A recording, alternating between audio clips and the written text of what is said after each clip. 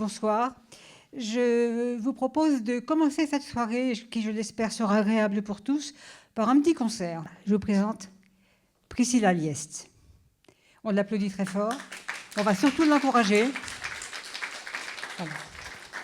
Priscilla est une élève, mais c'est une virtuose du piano. Elle est autiste, bien sûr. Enfin, bien sûr, ça ne se voit pas, mais ça fait partie de ce qu'on appelle les handicaps invisibles. Mais cette pathologie est quand même tout à fait présente. Et donc, elle va se faire un plaisir de vous proposer une petite introduction musicale avant que nous passions dans le dur avec le sommeil et ne pas nous endormir d'ici là. On y va ?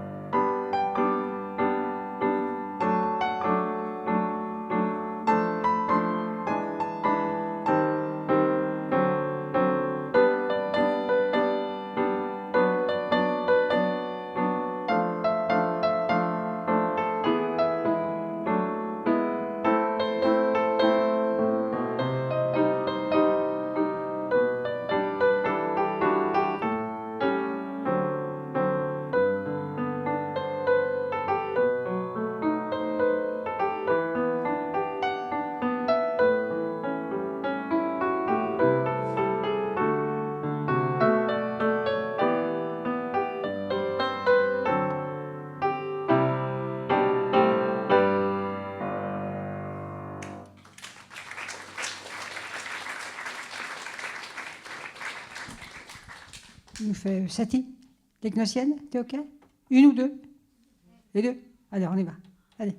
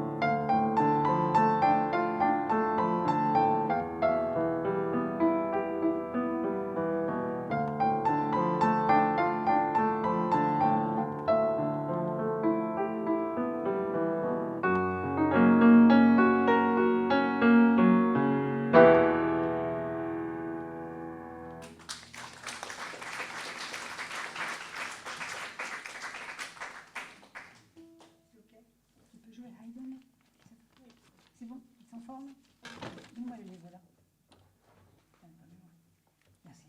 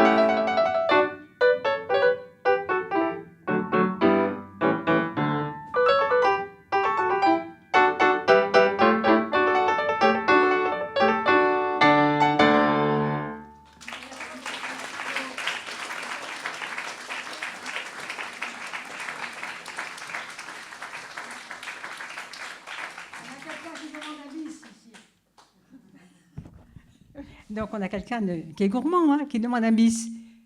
C'est de qui? Ça, c'était de Haydn. Tout le monde l'a reconnu, Papa Haydn, n'est-ce pas, comme on l'appelait à l'époque, hein? Qu'est-ce que tu nous fais? Tu peux nous jouer quoi? Hein? The Third Man. Alors, le troisième homme. La musique du film Le Troisième Homme, ça vous va? D'accord? Alors, on y va. Elle a d'autres répertoires, d'autres dans ce répertoire, mais je vous passe l'intitulé. En ce moment, elle est sur la première ballade de Chopin, cette œuvre magistrale, sur laquelle notre parrain, Pascal Lamoyel, a monté un spectacle dans lequel il décortique, il analyse toute l'œuvre de Chopin. Si ça passe à Paris, je vous conseille d'aller le voir, c'est une véritable merveille. Voilà, donc on t'écoute, allez.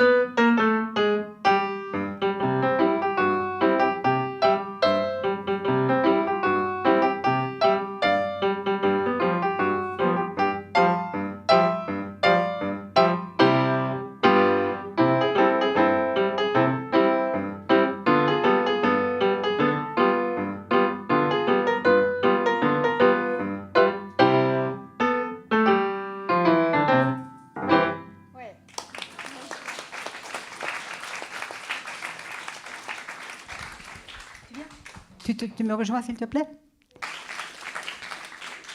C'est quand même très sympa d'avoir une conférence comme en avoir une tout à l'heure, voilà, justement sur un sujet aussi précieux et aussi important que le sommeil, et avant d'être bercé par Priscilla, qui est une artiste, véritablement artiste. Hein, tu veux dire quelque chose? Non, ça va? Non.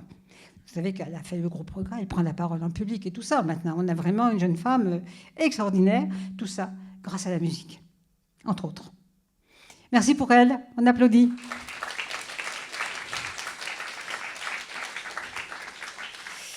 Bien, maintenant, si vous voulez bien, je voudrais quand même vous présenter un peu cette soirée et le fait que nous soyons tous ici accueillis dans ce patronage laïque, qui est un espace extraordinaire dans lequel nous avons accès assez régulièrement pour faire soit des conférences, comme vous allez entendre ce soir, soit des concerts. Ce soir, on a droit à une magnifique conférence. Mais avant, je voudrais vous présenter les partenaires de ce projet. Il y a d'abord la Légion d'honneur. Alors, bien sûr, il y a les patronages laïques. Et puis, il y a aussi la Légion d'honneur, ce qu'on appelle la SMLH du 15e arrondissement, qui est associée avec le patronage laïque et avec l'association APT. Donc, je voudrais donner la parole à notre présidente de la section du 15e arrondissement pour nous parler un petit peu du partenariat avec l'association et la musique. Je vous présente Cécile Rançon. Voilà, merci. Alors, comme vous êtes sûrement très nombreux à avoir parcouru le dernier numéro du magazine trimestriel de la Société des membres de la Légion d'honneur, d'accord? Voilà. Dans lequel, donc, il est question de Françoise de Roc, une des 3 femmes engagées du 15e. Mais ce que ne vous dit pas l'article, c'est tout d'abord l'apport à la section du 15e de l'association APT, autisme, piano et thérapie éducative. Voilà. Et dès que j'ai connu l'existence de cette association, j'ai mis Françoise en relation avec le professeur Philippe Évrard, que je connais bien, qui est un neurologue pédiatre, qui est grand spécialiste de l'autisme, parce que je voulais faire connaître et faire prospérer l'action d'APT, voilà, espérant quelques bénéfices de la musique sur les troubles divers de l'attention, de l'hyperactivité et tous les troubles 10. Voilà. Françoise a organisé de nombreux concerts dans cette belle salle du patronage laïque à de nombreuses reprises, dont certains m'ont marqué, comme celui du jeune Cyril, un jeune pianiste virtuose au large répertoire allant de Jean-Sébastien Bach à Erik Satie. C'est là aussi que tu fus félicité pour un ouvrage que tu as écrit avec Raymond Bossu. Tout à fait. Voilà, Autisme et musique, un duo harmonieux. Et le 14 décembre 2017, te fut remis le prix Honneur en action pour ton action, quand la culture devient un outil de cohésion sociale pour les personnes en situation de handicap à cause de l'autisme. Bravo, Françoise. Et une de tes brillantes élèves reçut le prix national de l'apprentissage, qui d'ailleurs, c'est la brillante élève qui se produit ici, n'est-ce pas, Priscilla? Et elle est aussi souvent accompagnée par un fidèle d'APT, qui est donc le fameux Pascal Lamoyelle dont tu as parlé tout à l'heure. Voilà. Enfin, je voulais vous faire part d'une émotion gravée dans ma mémoire lorsque j'ai entendu aux Olympiades de 2021, créées par la Légion d'honneur, dans la cour des Invalides, une merveilleuse soprano qui chantait les Noces de Figaro, autiste muette, qui ne retrouve l'usage de la parole que par l'entremise de ses cordes vocales. Oui, la musique est bien la langue universelle, créant le meilleur lien social, facteur de bien-être, capable d'apaiser bien des émotions et de favoriser le sommeil, n'est-ce pas, le rôle des berceuses. Et le sommeil occupe un tiers de notre vie. Et il est nécessaire au repos de notre système cardiovasculaire. Donc la musique peut faire partie des moyens de prévention. Ma conclusion est donc que la musique a un rôle essentiel dans notre société, à tous les âges de la vie et quelle que soit la maladie. Merci. On applaudit Cécile. C'est une convaincue de la musique. Vous savez, des fois on se dispute toutes les deux, parce qu'elle veut trop en faire autour de tout ça. Et maintenant, je voudrais vous présenter quand même notre conférencière. D'habitude, je ne prends pas de feuilles, je n'écris rien. Mais je dois dire que là, j'ai été obligée de prendre des notes. Parce qu'elle fait tellement de choses formidables que je me suis dit quand même, je ne vais pas me prendre les pieds dans le tapis. Je vais essayer de présenter Nathalie dans les meilleures conditions possibles. Voilà. Elle va nous parler donc ce soir du sommeil. Le sommeil qui est bien sûr quelque chose de très compliqué pour les personnes autistes, mais qui est aussi quelque chose de très compliqué pour nous tous, nos citoyens qui vivons dans des villes, dans des grandes villes comme Paris, des grandes métropoles, et où le stress est permanent. Le sommeil, pour ma part, moi, c'est le sésame de la vie, finalement. C'est quelque chose qui va nous permettre d'être en forme et, comme le disait Cécile, de rincer un peu notre cerveau de toutes les scories de la journée qui nous encombrent tout le temps. Voilà, donc je me présente un tout petit peu. Je pense que beaucoup d'entre vous me connaissent, d'autres pas. Comme l'a dit Cécile, moi, je suis la présidente de l'association APT, que j'ai créée il y a 20 ans cette année, et dont l'objectif est vraiment l'accessibilité à la culture, et notamment à la musique, pour toutes les personnes en situation de handicap, quels qu'ils soient d'ailleurs. Nous formons des professeurs, j'en ai formé à peu près 200 en France, et on s'occupe partout en France environ 2 à 3 000 élèves qui sont suivis par la musique. La musique qui leur permet d'être des personnes, comme on a pu voir avec Priscilla, parce que derrière un instrument de musique, le handicap disparaît. Alors, maintenant, je vais vous parler un petit peu de Nathalie. Alors, le docteur Nathalie Cinnamon-Eisenberg, j'ai bien dit? Non. C'est bon, ça va? Je ne sais pas comment ça se prononce. Moi, je la connais sous le nom de Nathalie, et c'est déjà beaucoup. Voilà. C'est une médecin ORL, rhinolaryngologiste, pour ceux qui ne le sauraient pas, allergologue et spécialiste des troubles du sommeil. Elle intervient dans des activités hospitalières et scientifiques autour de la médecine du sommeil. Elle est particulièrement reconnue pour son expertise dans tous les troubles du sommeil et l'ORL pédiatrique. Je crois que depuis plusieurs années, elle est attachée à l'unité du sommeil de l'hôpital Hôtel-Dieu. D'accord. Elle participe à de nombreux travaux et conférences scientifiques autour du sommeil et de la santé respiratoire. Elle est la présidente de l'Association française du sommeil en ORL, l'AFSOM. Elle est aussi membre du conseil d'administration du réseau Morphée et membre de la Société française de recherche et médecine du sommeil. Ses travaux portent notamment sur le sommeil chez la femme enceinte, les liens entre sommeil et santé métabolique, les interactions entre microbiote et sommeil et les troubles respiratoires nocturnes. J'arrive. En parallèle de son activité médicale, elle a créé la fondation Cinnamon, qu'elle gère avec ses 3 filles, car le docteur Cinnamon-Eisenberg est aussi mère de famille. Cette fondation, abritée par la Fondation de France, est engagée dans le soutien aux personnes vulnérables et le handicap. La musique, notamment la musique klezmer, occupe une place importante dans son parcours personnel et dans les projets de la Fondation.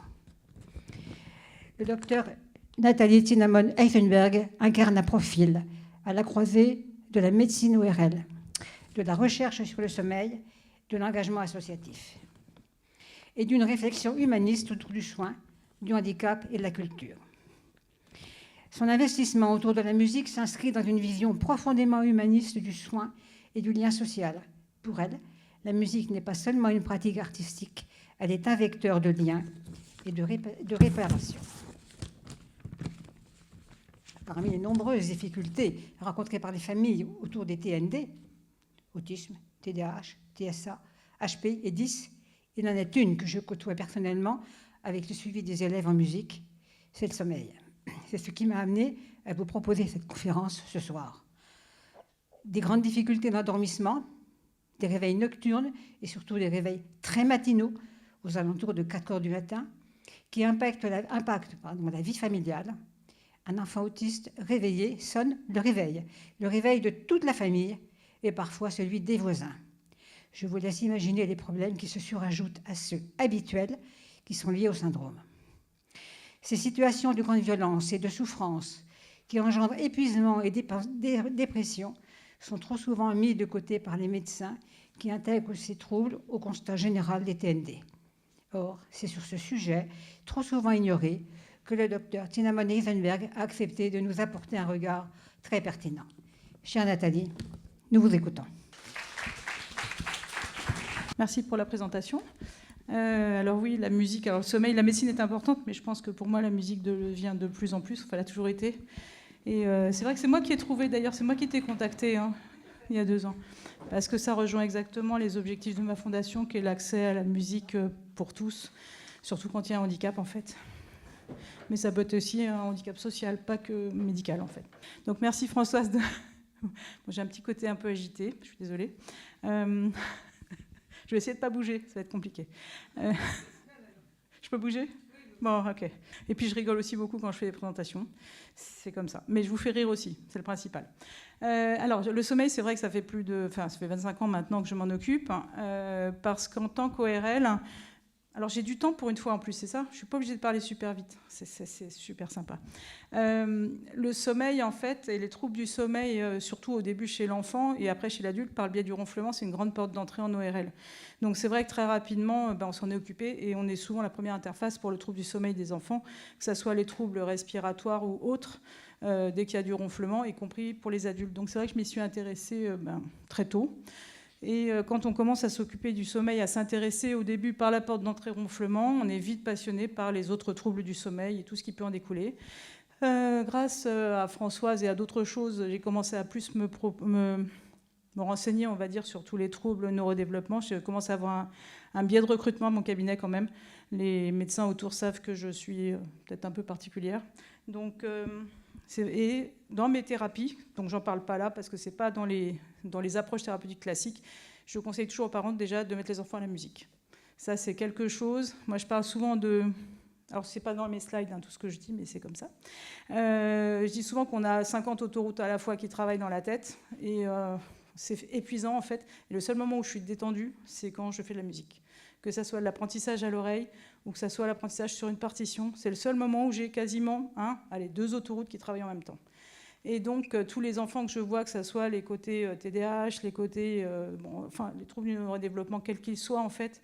C'est un grand apaisement. Je ne sais pas si tu peux confirmer ce que je dis un peu. Est-ce que quand tu joues Priscilla, tu es plus détendu ? Ça repose la tête, en fait. On travaille, on apprend, mais il n'y a qu'un seul chemin qui travaille. Et ça, c'est quand on a toujours plein de choses dans la tête. Je vous promets que c'est vraiment une solution miracle, la musique. Voilà. Donc, je vais commencer mon topo. Vous aurez le droit de poser des questions. Il y a des domaines que je maîtrise moins, mais j'ai pas mal de réponses en tête quand même. Alors, pourquoi je me suis intéressée au sommeil ? Parce que déjà, il y a un gros problème, c'est qu'on pense que mal dormir, c'est une fatalité. Alors, depuis 10 ans, on parle quand même beaucoup de troubles du sommeil dans les médias, on en parle beaucoup plus. Mais c'est vrai qu'il y a 20 ans, quand j'ai commencé 20 ans, 25 ans, ça ne faisait pas partie des consultations. On ne disait pas qu'on dormait mal et on ne parlait pas de troubles du sommeil. Ou sinon, c'était à la fin où on disait « Bon, de toute façon, je prends un somnifère depuis 15 ans, on ne peut rien faire d'autre, je dors mal. » Donc, c'était un peu considéré comme ça. Le sommeil, c'est une fatalité, on ne peut rien faire, je dors mal. Or, il y a quand même énormément de choses qu'on peut faire, nous déjà au niveau diagnostic et après thérapeutique. Donc ce topo, donc j'ai fait aussi toute une partie qui est sur le sommeil normal et la bonne hygiène de sommeil, parce que qu'on ait un trouble du neurodéveloppement ou pas, la base est complètement la même. Et donc, il faut déjà comprendre ça. Et des fois, de corriger les erreurs qu'on fait, comme certaines que je vais vous pointer, ça permet déjà de mieux dormir. Donc ça, c'est important, dans ce qu'on appelle l'hygiène de sommeil ou plein de choses. Le bien dormir, donc Françoise l'a dit, c'est un gage de bonne vigilance, de bonne performance, qu'elle soit intellectuelle, qu'elle soit sportive. Donc même les sportifs, maintenant, s'y mettent et font de la pub pour le sommeil. Les interrelations humaines, quand on dort mal, on est irritable, acariâtre, ça c'est clair. Voilà. Et donc les troubles du sommeil sont fréquents chez l'enfant et l'adolescent, chez l'adulte aussi, mais l'enfant et l'adolescent, et d'autant plus chez les enfants qu'il existe un trouble du neurodéveloppement, où là c'est vrai que le pourcentage d'enfants ayant des troubles du sommeil, il est multiplié par 4 quand même. Et donc la prise en charge, vous allez voir, est faite en plusieurs étapes. Donc là je vais vous parler des mécanismes classiques de sommeil, mais qui sont bons à tous les niveaux en fait. Donc déjà, ce qu'il faut... Alors, qui a entendu parler du rythme circadien ? Ok. Qui a entendu parler de l'homéostasie ? Ouais, voilà. Donc ça, c'est le grand typique. Et en fait, vous connaissez très bien l'homéostasie. Et ce qu'il faut savoir, c'est que notre rythme, éveil et sommeil, c'est 2 systèmes qui travaillent ensemble, donc ils sont séparés, mais ils interagissent complètement et s'équilibrent mutuellement. Donc en fait, le process C, donc le rythme circadien dont vous avez entendu parler, qui est votre rythme biologique, vous allez voir, bon, il est sur à peu près 24 heures, plutôt 25. Et après, il y a la pression de sommeil ou l'homéostasie. Et c'est ça qui fait qu'en fait, vous êtes fatigué en fin d'après-midi. Donc, il y en a déjà qui bâillent. Alors, en général, je réveille plutôt les gens que je les endors, mais ça va aller. Donc, il y a une alternance éveil-sommeil et qui se fait, entre autres, par ces 2 rythmes. Donc, le rythme circadien, c'est pour ça qu'on est éveillé la journée, qu'on dort la nuit. Et on dort mieux à certains moments des 24 heures, donc surtout la nuit. Le rythme interne, en fait, il est supérieur à 24 heures. Alors, j'ai beaucoup allégé, mais j'ai plein de choses cachées. En fait, il y a eu des études qui ont été faites sous terre, ce qu'on appelle en libre cours, et on a une horloge biologique qui est plus proche des 25 heures que des 24 heures, ce qui fait que tous les jours, on est obligé de resynchroniser son horloge. Donc, on va revoir les synchroniseurs. La mélatonine, c'est là où elle intervient, dans le rythme circadien, et la lumière aussi, quand on parle de luminothérapie, ou même la lumière du jour. Et la lumière, c'est pareil, ça agit aussi sur le moral pour beaucoup de personnes. Quand il fait sombre, on a moins le moral. Mais accessoirement, votre horloge est moins bonne. Et la pression de sommeil, l'homéostasie, c'est tout au long de la journée. En fait, il y a une molécule d'énergie, on va dire l'ATP, qui va se dégrader et qui va libérer un petit peptide, l'adénosine, qui va se stocker dans le cerveau. Alors, je schématise beaucoup, mais c'est pour donner un peu l'image. Plus on est éveillé longtemps, plus l'adénosine est stockée et plus, du coup, on va avoir de la somnolence. Donc, c'est l'adénosine qui est responsable de la somnolence. Et donc, cette adénosine, elle va être libérée quand on dort, quand on fait la sieste ou quand on prend un café chez certaines personnes. Je ne sais plus si j'ai laissé le café ou pas. Bon, si je ne l'ai pas laissé, je vous en parlerai. Donc, vous voyez que vous avez déjà remarqué que quand vous preniez un café, vous alliez mieux pour certains. Hein, ou quand on fait une sieste, on se réveille. Donc ça, c'est l'homéostasie. D'accord ? Donc vous connaissiez tous l'homéostasie en fait. Donc ce qui est important pour aller se coucher, c'est la pression de sommeil, donc l'homéostasie, qui augmente au fur et à mesure de la journée. Et ça, c'est la courbe de température. En fait, la courbe de température, c'est le reflet de votre rythme circadien. C'est pour ça, par exemple, que les femmes, elle va varier en fonction du cycle aussi hormonal. C'est pour ça que les femmes surveillent leur température au lever, par exemple. Donc ça, c'est la courbe de l'horloge circadienne. Donc c'est un reflet indirect de la mélatonine.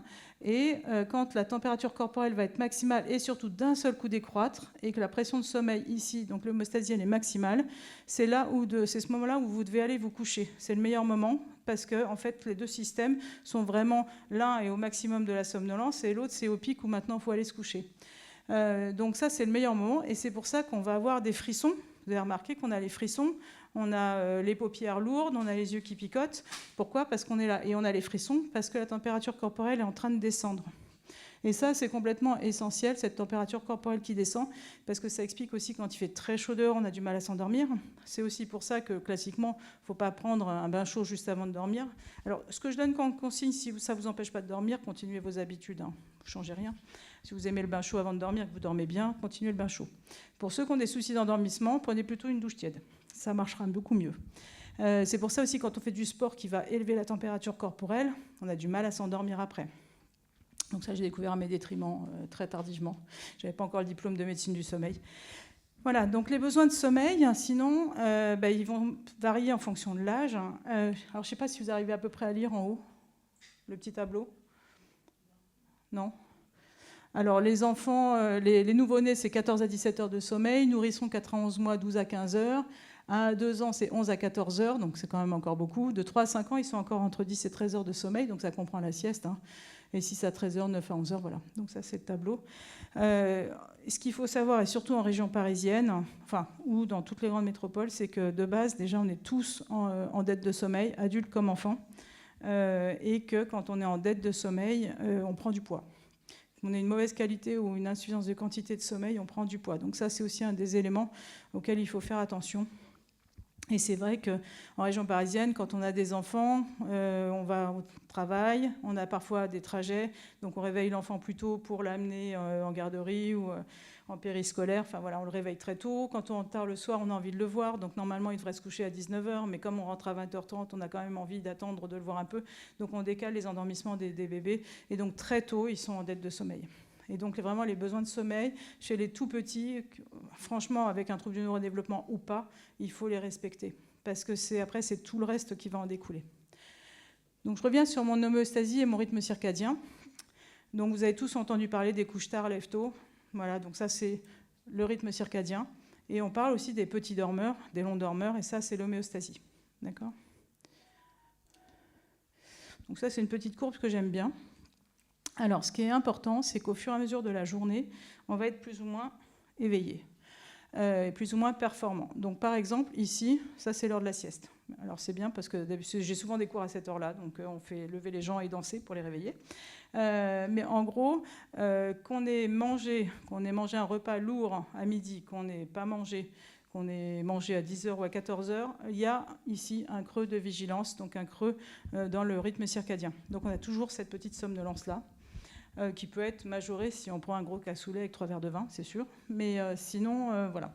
On a cette somnolence ici. Et par contre, la bonne nouvelle, c'est que là, vous êtes en super forme, parce que c'est là où on est le plus performant. Mais ça, les conséquences, ça veut dire que les choses importantes, les décisions importantes, les réunions, c'est pour ça que les gens y baillent souvent à 14h. Et c'est vrai que c'est là où il faudrait leur laisser faire 10 minutes de sieste, en fait, plutôt que 15 cafés. Mais voilà, donc nous, ça a un impact important, même en rééducation pour les troubles de l'équilibre et pour beaucoup de choses. Ici, il y a moins de vigilance. Il y a un grand creux de vigilance. Il y en a un autre ici, et entre 3 et 5 heures du matin, où il y a le plus de somnolence, 2 et 5 heures du matin, et où du coup, il y a le plus d'accidents. Accidents de voiture, accidents du travail. Juste à cause de la vigilance, donc sans alcool. Voilà, donc voilà, j'aime bien ce petit schéma. Donc là, on est sur le bon horaire, et puis après, vous voyez, ça descend en vigilance. L'horloge interne, donc, c'est ce qui va représenter votre rythme circadien. Donc, c'est là où on parle de la mélatonine qui est sécrétée. Et ce qui est important, c'est qu'elle est sécrétée en l'absence de lumière. Donc là, je ne vais pas sécréter de mélatonine du tout. Donc, oui, bon, j'arrive à me retenir à faire une seule blague toutes les 10 minutes. Alors, donc elle est sécrétée en l'absence de lumière, et c'est ça qui est important quand on parle toujours des écrans. Ça retarde l'endormissement parce que ça retarde la sécrétion de mélatonine. Hein, d'accord ? Et cette mélatonine, elle va donner, on appelle ça la Zeitgeber, l'hormone donneuse de temps, mais en réalité, il y a des horloges dans toutes les cellules de votre corps. Et c'est très important parce que on parlait de synchronisation. Quand tout est désynchronisé et que la mélatonine est mal sécrétée, en fait, il y a énormément de conséquences. Donc, on a un mauvais sommeil, on peut avoir des difficultés pour s'endormir, les performances intellectuelles et physiques qui sont moins bonnes, les troubles du métabolisme se fait la nuit, les problèmes de cholestérol. Donc, les patients, par exemple, qui ont un problème d'apnée du sommeil, ils vont commencer à avoir un petit peu de cholestérol. Ou les patients diabétiques vont avoir un diabète totalement déséquilibré le matin, ils n'auront jamais les mêmes valeurs. Pourquoi ? Parce qu'effectivement, tout part un petit peu à volo, on va dire. Les défenses immunitaires, quand on ne dort pas, on meurt d'infection, en fait. Les renouvellements cellulaires, donc il y a pas mal d'études sur l'incidence des cancers qui a augmenté chez les gens qui ne dorment pas ou chez les travailleurs nocturnes. Il y a eu des études faites sur le cancer du sein chez les infirmières qui travaillaient de nuit. Donc ce qu'on appelle le travail posté aussi a un impact sur le sommeil, sur les désynchronisations, sur l'état de somnolence. C'est-à-dire quelqu'un qui travaille de nuit, il ne va jamais autant dormir et aussi bien dormir que quelqu'un qui travaille de jour. Parce qu'on considère qu'il est gêné par tout l'environnement bruyant. On estime qu'il est à la maison, donc il peut aller chercher les enfants, après les avoir déjà déposés le matin, donc déjà on n'est plus sur du 8-9 heures de sommeil. Qu'il a le temps de faire les courses puisqu'il est à la maison. J'en ai beaucoup dans mes patients comme ça. C'est beaucoup des hommes, en fait, on leur dit t'es à la maison, tu as le temps, sauf que c'est normalement son temps de sommeil. Donc le travail posté, c'est un vrai problème de somnolence, juste comme ça. Et puis la prise de poids, donc aussi. Donc je pense que j'ai enlevé la slide, mais je vous expliquerai pour ceux qui veulent. Donc les synchroniseurs de l'horloge, le premier, c'est la lumière. Donc c'est pour ça qu'on parle de la lumière du jour. C'est pour ça qu'il y avait les taux de dépression majeurs dans les pays du Nord, en fait, où ils n'avaient plus l'alternance lumière-obscurité. Ils avaient ou des journées très longues, effectivement, ou des nuits très longues, très peu de luminosité et un taux de dépression majeur. Donc maintenant, dans ces pays-là, ils mettent des plafonniers en luminothérapie qui vont allumer à des heures qui représentent des heures du jour. Ça marche bien. Voilà, donc pour ceux qui ont, pareil, le moral qui baisse sur l'hiver à cause de la lumière, n'hésitez pas à acheter une lampe de luminothérapie. C'est vraiment très très bien. Moi j'en ai 2 à mon cabinet qui sont loin de moi, donc qui ne me stimulent pas par rapport aux horaires de sommeil ou aux choses comme ça, mais par contre ça donne une belle luminosité dans la pièce, et ça c'est très bon pour le moral. Le deuxième, c'est l'exercice physique. Donc ça, c'est important. Le sport, c'est aussi important que la lumière. Et c'est pour ça, entre autres, on dit, chez les personnes âgées, il faut les faire bouger, il faut les faire sortir, et c'est une réalité.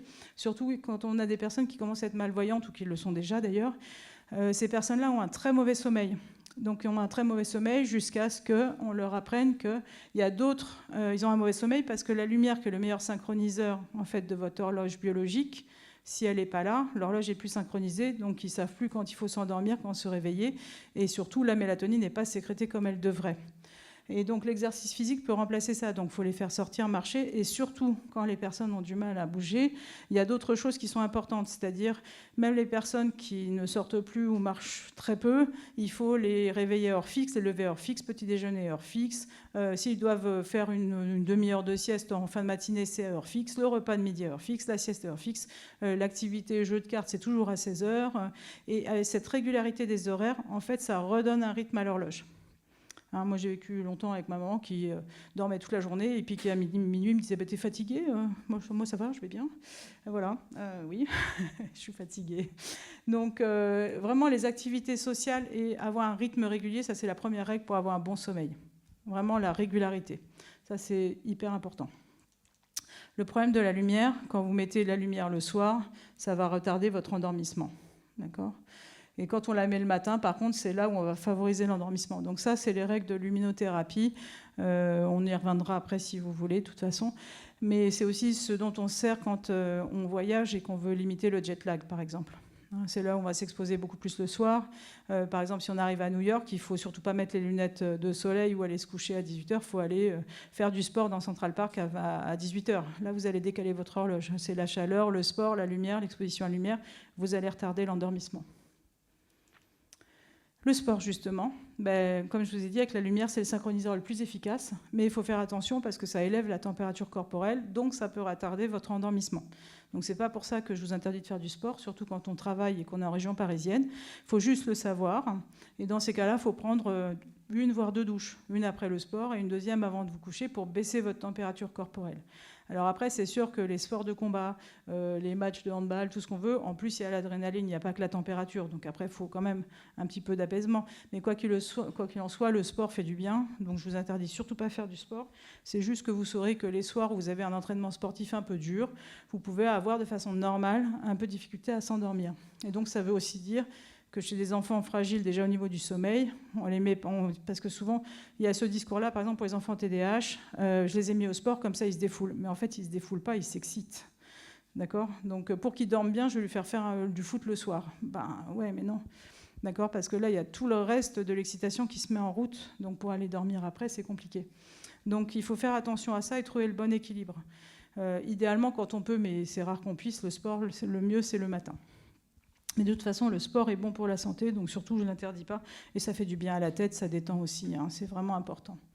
Voilà, donc chez les personnes âgées, c'est pareil, hein, c'est ça qui va amplifier les rythmes biologiques. La bonne nouvelle, c'est que votre mélatonine, vous pouvez l'améliorer. Donc cette sécrétion de mélatonine et cette qualité de votre sommeil, vous pouvez l'améliorer. L'améliorer par la lumière, par l'exercice physique, par la régularité des horaires. Tout ça, ça peut améliorer votre sommeil, donc c'est important. Et donc chez les personnes plus âgées aussi, d'accord ? Donc ça, c'est une personne qui ne bouge pas du tout. Donc ça représenterait un petit peu son rythme circadien, on va dire. Donc sa température corporelle reflète de la mélatonine. Il y a une interrogation à la fin. Et donc là, l'activité physique qui va augmenter l'amplitude de la mélatonine. La sieste. Alors la sieste, c'est pareil. Nous, on l'interdit totalement chez les patients qui ont une insomnie, voire une insomnie d'endormissement. Maintenant que vous avez compris l'histoire de l'homéostasie et de la pression de sommeil, vous imaginez que vous avez un sablier rempli de somnolence. Si vous le videz à 18h, ce sablier de somnolence, vous n'allez pas aller vous coucher après à 22h. Donc il faut faire attention. Là. Donc la sieste, elle doit être faite au bon moment. Donc c'est en début d'après-midi. Et c'est pareil, elle ne doit pas être faite de façon trop longue, parce que sinon, vous allez vider complètement votre sablier de somnolence. Donc il faut vraiment faire attention. Donc nous, il suffit qu'on déconnecte. Enfin, vous pouvez, en début d'après-midi, vous fermez les yeux 5 minutes, même en respirant très tranquillement. En fait, vous allez passer en stade 1. Et même là, vous allez libérer de l'adénosine. Donc on n'a pas besoin de faire une grande sieste ou vraiment d'avoir un lit, quoi que ce soit. Il faut juste fermer les yeux, respirer tranquillement. Et rien que là, on libère. D'accord ? Donc c'est l'effet d'un café, on va dire. Qui ne fait pas la sieste parce qu'après, il a mal au cœur en général. Ok. Oui. Alors, donc ça, c'est parce qu'elle est trop longue. Et en fait, vous cherchez à vous réveiller. Alors, je ne sais pas si je le dis après. Ouais. Oui. Comme je vous dis, je ne lis jamais mes slides. Donc tôt dans l'après-midi, bon, ça, je vous l'ai dit. Voilà, ça, je vous l'ai dit déjà. Donc ça, c'est les températures corporelles. Et vous voyez, là, il y a le creux de vigilance dont je vous parlais tout à l'heure. Et la sieste, donc, elle doit être courte. Pourquoi ? Donc déjà, pour ne pas trop vider d'adénosine, on est d'accord. Et en plus, si vous faites une sieste longue, qui dure 1 heure, 1 heure et demie, ça c'est le sommeil lent profond, ça c'est le sommeil paradoxal. Et en fait, vous essayez de vous réveiller à un stade où vous ne pouvez pas vous réveiller. Et c'est ce qu'on appelle l'inertie de sommeil. Donc à chaque fois, on dit, allez, encore un quart d'heure, on décale le réveil, encore un quart d'heure. Vous n'arrivez pas à émerger, ça peut durer très longtemps. Et après, on est complètement vaseux toute la fin d'après-midi. Donc moi, je n'ai pas fait la sieste comme ça pendant 40 ans, avant de savoir tout ça. En fait. Non, mais c'est une réalité. J'avais mal au cœur, tout l'après-midi était fini. Et donc vous prenez un téléphone, pour ceux qui ont ça, vous mettez un réveil à 40 minutes, vous vous allongez tranquillement, vous bouquinez, vous fermez les yeux, vous détendez, et puis 40 minutes après, vous êtes debout et en pleine forme. Et ça change tout.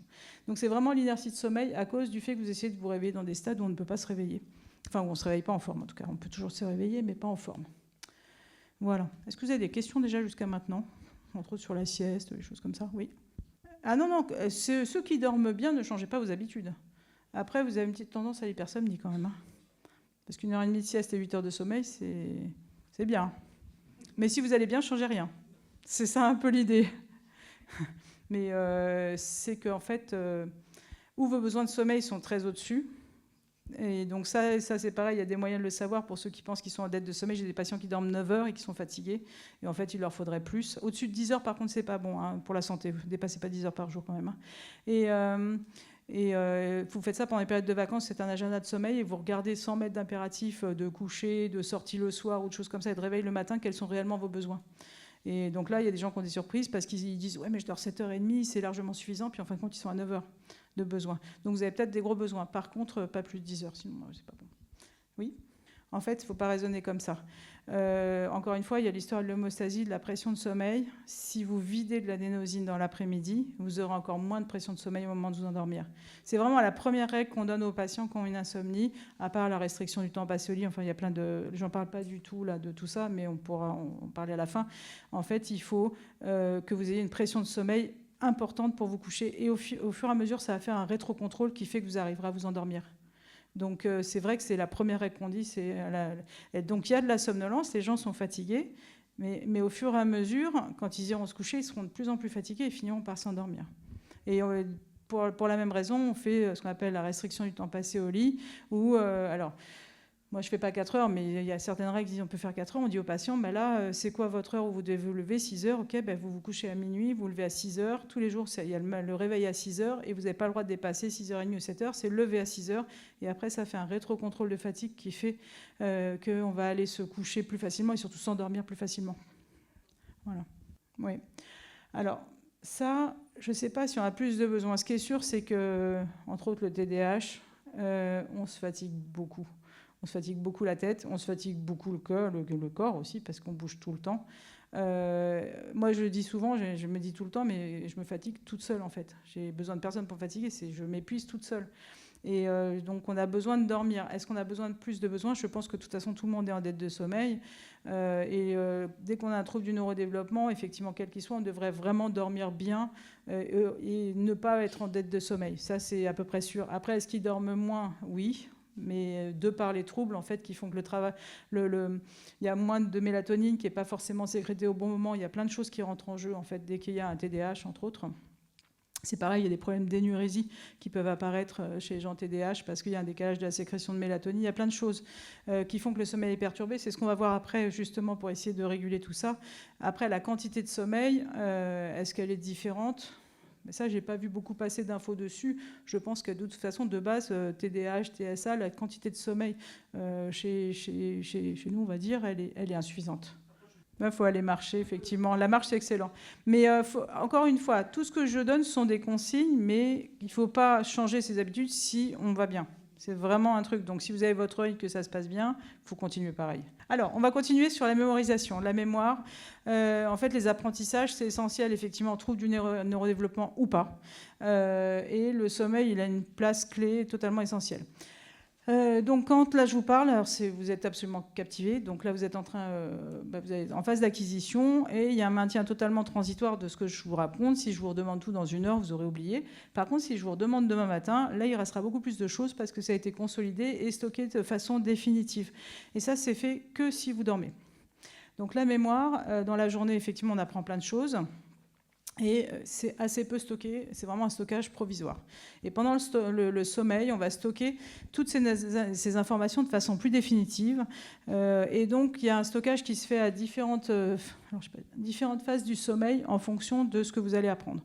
Donc, par exemple, un morceau de musique, on va être dans une mémoire procédurale avec de la gestuelle, une succession de tâches aussi, un travail manuel, c'est surtout pendant le sommeil paradoxal. Par contre, apprendre une poésie par cœur ou essayer de retenir d'un livre, là, on va être sur le sommeil lent profond, donc ce que je vous ai montré tout à l'heure.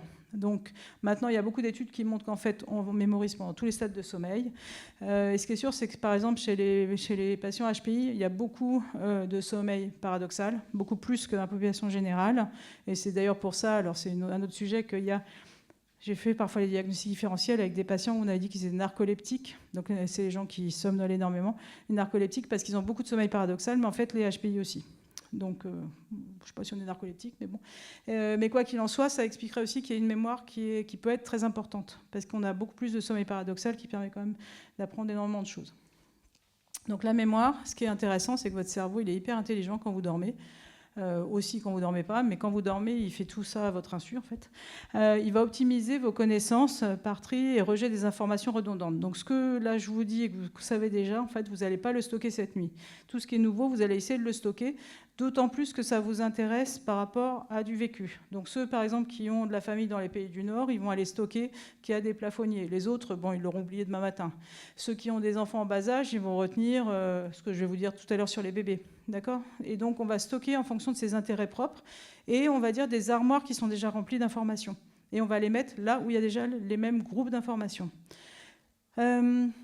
Voilà, bon, c'est ça. L'élaboration de stratégie aussi. Donc, vous êtes devant un exercice de maths de vos enfants le soir où vous peinez complètement. Vous allez dormir. Le matin, vous aurez la solution. Donc ça, c'est vraiment, vous élaborez plein de choses, la solution au problème.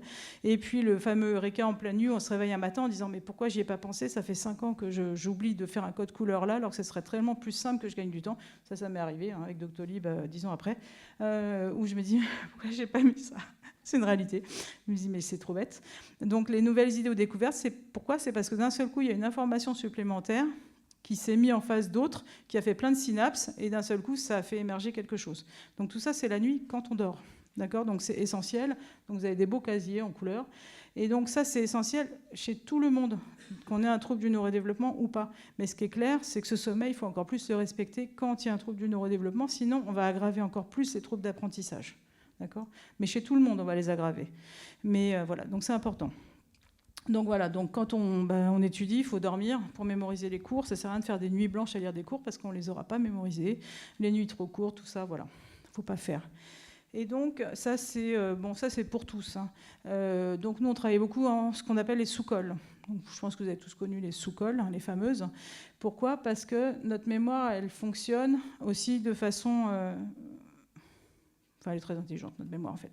Donc, de répéter des choses, d'essayer d'expliquer aux autres, de faire des erreurs. Donc, quand on a fait une erreur et que l'autre nous a dit « Mais non, c'est pas ça, tu t'es trompé, c'est l'autre », ça, vous allez avoir mémorisé l'information.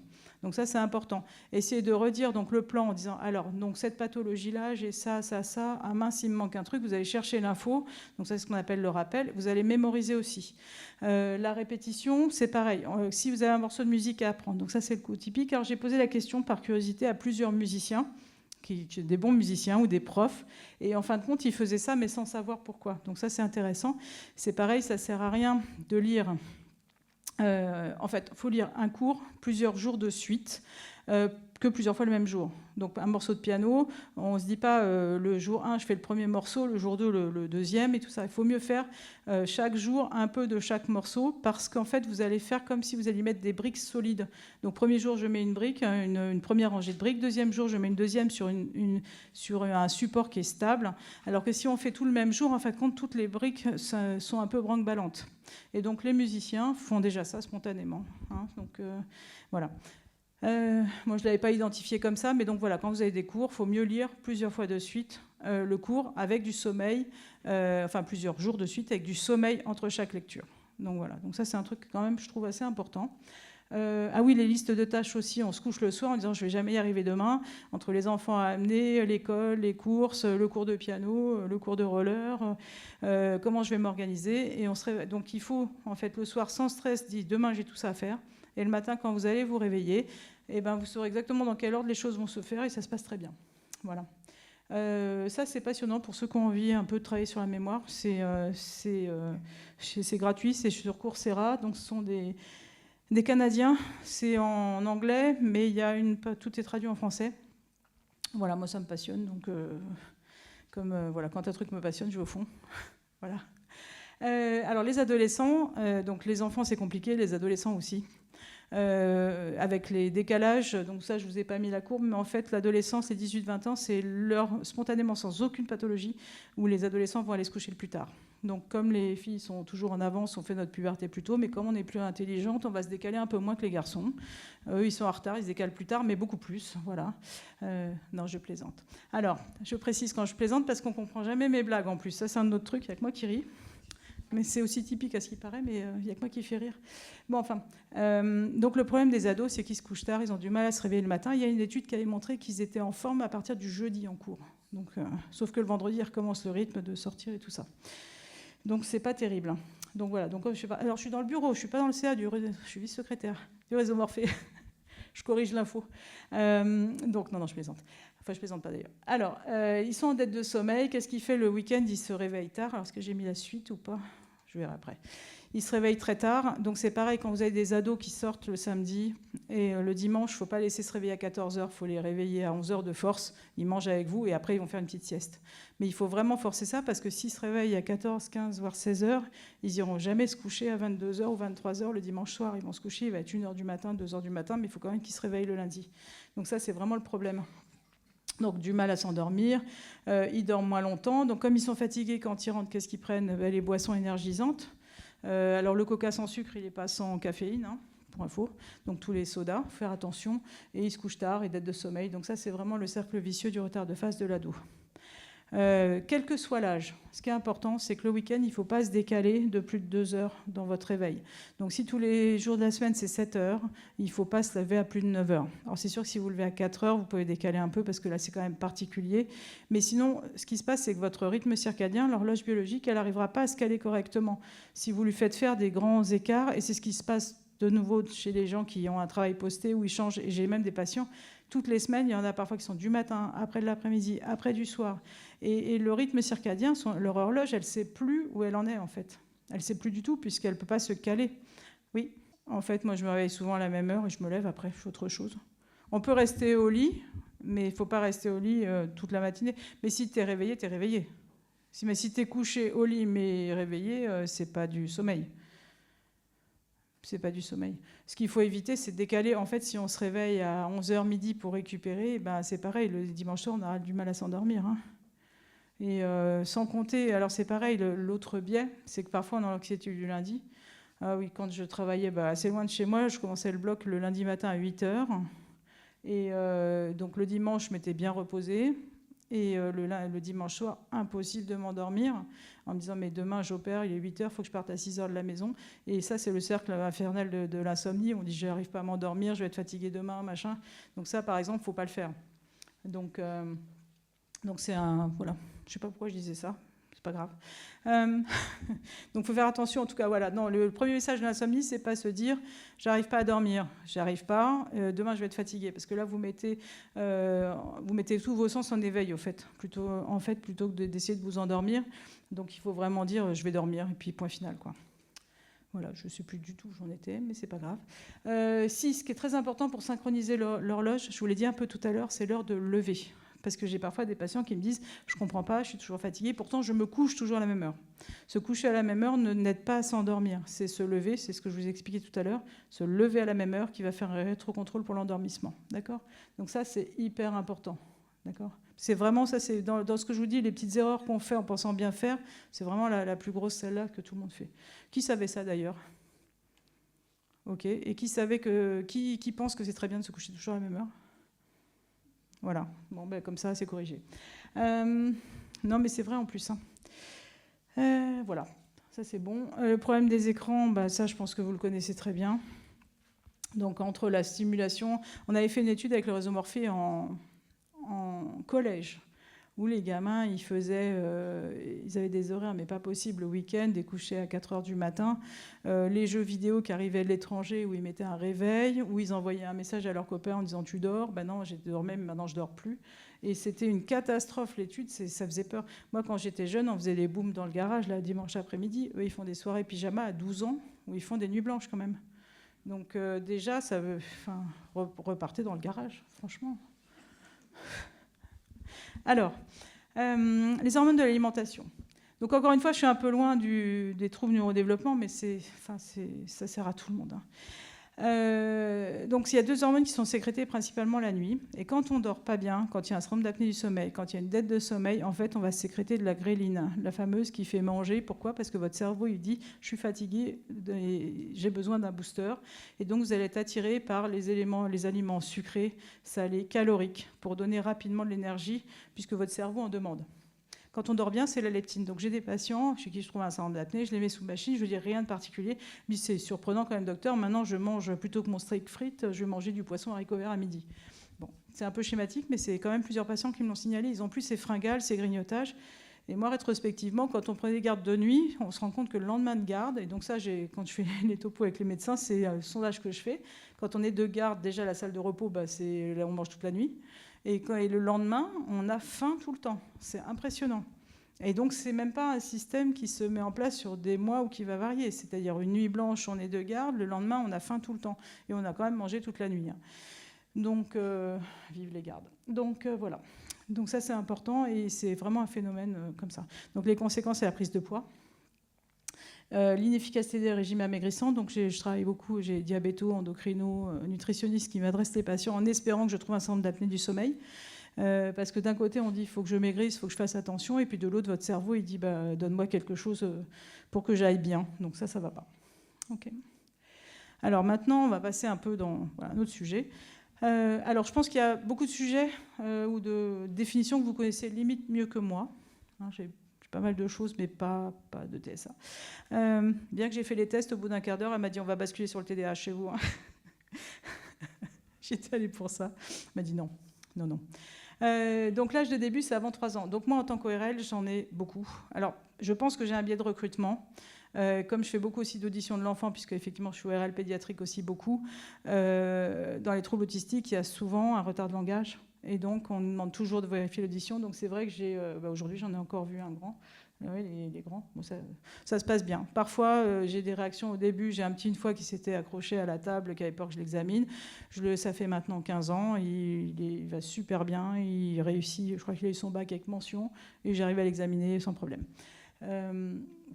Pour nous, enfin, en tout cas pour moi, il n'y a pas de difficulté particulière à l'examen. Faut pas leur faire peur, ça c'est clair. Mais on arrive à examiner. Et à contrario, c'est souvent moi qui, en voyant l'enfant, me dis il y a quelque chose derrière que les parents n'ont pas vu.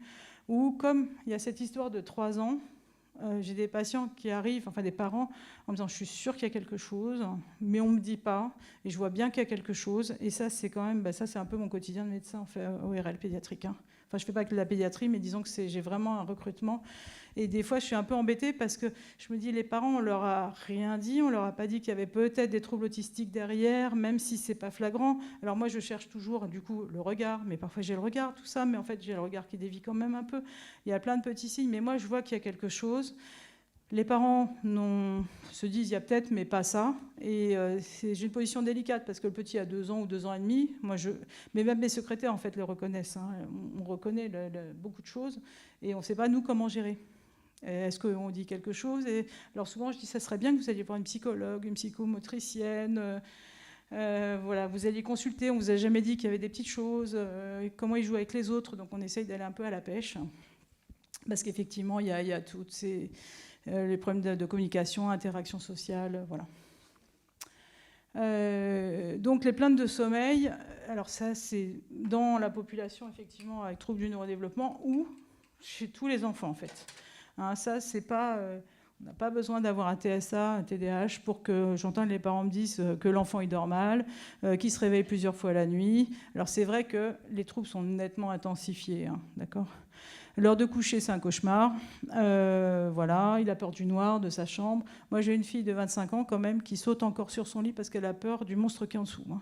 Donc, bon, elle est TDAH aussi, d'accord, mais je ne pense pas que ça fasse partie du trait.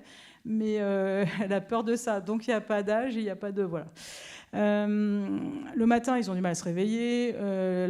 Françoise, elle parlait du 4 heures du matin, mais c'est vrai que ça, c'est clair. Moi, les parents, ils me le décrivent, ça.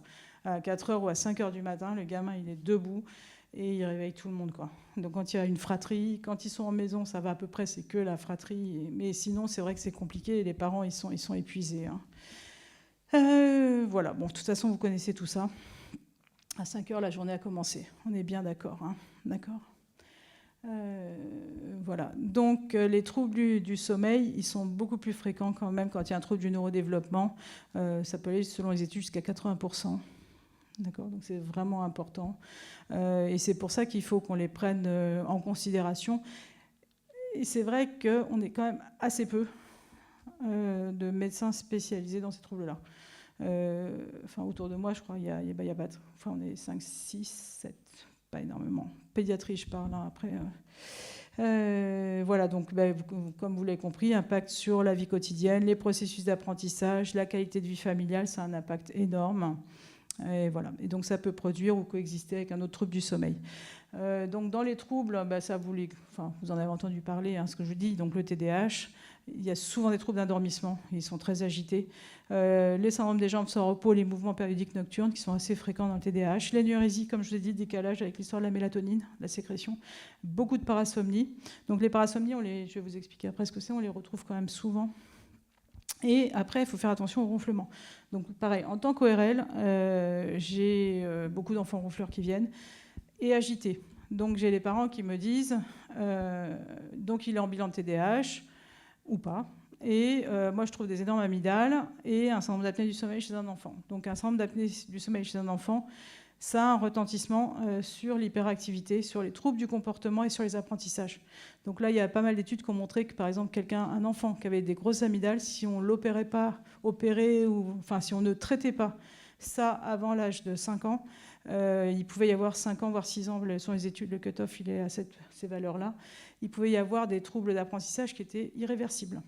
Donc en général, quand on opère, même un peu tardivement, les troubles du comportement récupèrent chez un enfant, mais si on traîne trop, il y a eu des lésions cérébrales en fait à cause de l'hypoxie, du manque d'oxygène dû aux apnées, et on ne récupère pas des troubles d'apprentissage. Donc c'est pas anodin un enfant qui ronfle. Et donc nous on a souvent ce biais, c'est est-ce qu'il y a un TDAH derrière parce que l'enfant est extrêmement agité, ou est-ce que c'est l'agitation due au syndrome d'apnée du sommeil qui est là aussi. Il peut y avoir les deux se potentialisent. Alors c'est sûr que quand ils grimpent quand même, c'est pareil, on les reconnaît, hein, ils grimpent sur la table, ils font tourner ma chaise d'examen. Alors après ils s'approchent du bac où il y a le matériel qui est de contaminant, donc ça j'aime beaucoup moins. Ils mettent par terre les fiches, enfin voilà. Bon, c'est pas la même agitation quand même. Mais quoi qu'il en soit, les enfants qui ont un syndrome d'apnée du sommeil sont agités et fatigués en même temps. L'agitation et la fatigue, il y a les deux. Les troubles anxieux, les insomnies d'endormissement et du maintien de sommeil aussi. Donc quand ils se réveillent, l'anxiété fait qu'ils ont du mal à se rendormir. Beaucoup de cauchemars. Donc les cauchemars sont plutôt en début de nuit, les terreurs, en fin de nuit sur le sommeil paradoxal, alors que les terreurs nocturnes, c'est plutôt en début de nuit au moment des changements de stade de sommeil. En cas de dépression, latence d'endormissement prolongée, efficacité de sommeil réduite, somnolence diurne. Les troubles autistiques, on a de l'insomnie aussi, donc insomnie d'endormissement ou de maintien de sommeil. Et les troubles du rythme circadien, donc la mélatonine qui n'est pas au bon moment. Et les troubles comportementaux, voilà, il y a du SAS. Voilà. Donc quand on a la somnolence, effectivement, on a des problèmes d'inattention, de l'agitation, enfin tout est relié avec beaucoup de choses qui s'intriquent. Voilà, donc ça c'est des études, mais... on va aller quand même assez vite, mais ça c'est pour vous montrer. Donc voilà, donc ça c'était un questionnaire fait aux parents avec des enfants donc, qui avaient un trouble autistique, et on prend toujours, idéalement, dans les études, il y a une population témoin, parce que sinon c'est compliqué. Et donc là, il y avait 54% de résistance au coucher, 56% d'insomnie, beaucoup de parasomnie. Donc les parasomnies, c'est les phénomènes moteurs, verbo-sensoriels indésirables. Donc c'est les enfants qui parlent la nuit, c'est les mouvements de jambes, c'est le bruxisme, c'est le somnambulisme, tout ça, c'est ce qu'on appelle des parasomnies. Je les mets après. Les troubles respiratoires obstructifs du sommeil qui vont aggraver tous ces tableaux. Donc si en plus il y a un ronflement, voire une impression d'apnée, il ne faut pas hésiter à consulter. De la somnolence. D'accord ? Donc les parasomnies, donc c'est un petit peu tout ça. Et donc la différence entre le cauchemar et les terreurs nocturnes, entre autres, c'est le cauchemar, l'enfant va s'en souvenir. Déjà, vous pouvez le réveiller et on peut faire ce qu'on appelle on peut changer la fin des cauchemars. C'est-à-dire que les cauchemars, quand ils font plusieurs fois le même, on peut déjà chercher le monstre sous le lit, il faut que je fasse ça avec ma fille de 25 ans, sous le lit avec une lampe de poche, on peut enlever tous les monstres qui sont dans la chambre, on peut changer la fin de son cauchemar. Donc, ah oui, tu étais en bateau, mais non, le bateau, il n'a pas coulé. En fait, le bateau, il est arrivé sur une île, c'était magnifique et tout ça. Donc, on peut faire ça pour les cauchemars. Les terreurs nocturnes, l'enfant ou l'adulte, c'est toutes les nuits à peu près à la même heure, c'est la même gestuelle, c'est la même chose, on ne peut pas le réveiller, il ne s'en souvient pas le lendemain. Il y a un état confusionnel dans le cauchemar qu'il n'y a pas dans la terreur, en fait il se recouche, c'est épuisant pour l'entourage et pour la personne, et on ne peut pas changer la fin. Et souvent, on ne sait pas ce qu'il y a. Le somnambulisme, le problème, c'est la dangerosité. Donc les enfants qui sont somnambules, qui partent en colonie de vacances, qui tombent du lit superposé, qui se cassent le bras, mais qui vont se recoucher. Donc le matin, on a un enfant qui a un bras cassé, on ne sait pas pourquoi. Il faut faire attention aussi, donc dès que c'est des maisons avec escalier ou des portes d'entrée, il faut les fermer. Il y a des enfants, ça ne se termine pas toujours bien. En hiver, ils sortent dans la neige. Enfin, voilà. Faire attention. Voilà. Si vous avez des enfants somnambules dans votre entourage, les cuisines, il faut les fermer, les couteaux, les tiroirs sécurisés. C'est jamais très élaboré, donc ils ne vont pas prendre une clé pour déverrouiller un cadenas que vous avez mis sur un tiroir. Mais par contre, il ne faut pas laisser un accès facile. Voilà, bon, c'est tout ce que je dirais après sur les parasomnies. Donc les troubles autistiques, les troubles du rythme veille-sommeil, donc l'histoire de la mélatonine et du circadien, donc ils ont ça. Donc il y a quand même 2 à 4 fois, selon les études, plus de problèmes que les enfants neurotypiques du même âge. Donc augmentation du temps de latence d'endormissement, donc du mal à s'endormir, des réveils nocturnes qui sont fréquents et qui sont longs, et les réveils précoces matinaux qu'on a vus tout à l'heure. Donc au final, il y a une diminution nette du temps de sommeil nocturne, et comme vous avez compris avec toute la première partie, le sommeil est important. Voilà. Et donc ça persiste chez l'adolescent autistique. Donc là, je les traduis. Alors, c'est pas toujours très bon, les traductions. Donc ça, c'est les différents troubles qu'on peut trouver. Donc il y a les difficultés d'endormissement, les difficultés à rester endormi, donc ce qu'on appelle le maintien de sommeil, les réveils matinaux précoces, les routines au coucher inappropriées. Donc ça peut être un enfant qui va dire « j'ai soif », paf, il se lève, il va boire, il se recouche. Je vais aller faire pipi, il se recouche. Ah ben maintenant j'ai faim. Donc il se met des routines où à chaque fois il va dire j'ai soif, j'ai faim, j'ai soif. Et donc ça c'est totalement inapproprié, mais c'est pour retarder en fait le coucher et l'endormissement. La dépendance à un parent ou à un objet pour s'endormir. Alors un petit mot là-dessus, c'est pas du tout. Alors c'est chez les enfants autistes, c'est chez beaucoup d'enfants où c'est la faute des parents. Donc là je précise mes dires. En fait les tout petits, à la fin de chaque cycle de sommeil, il y a un réveil qui dure 5 minutes. Donc ça, c'est vraiment une recommandation pour tous les bébés.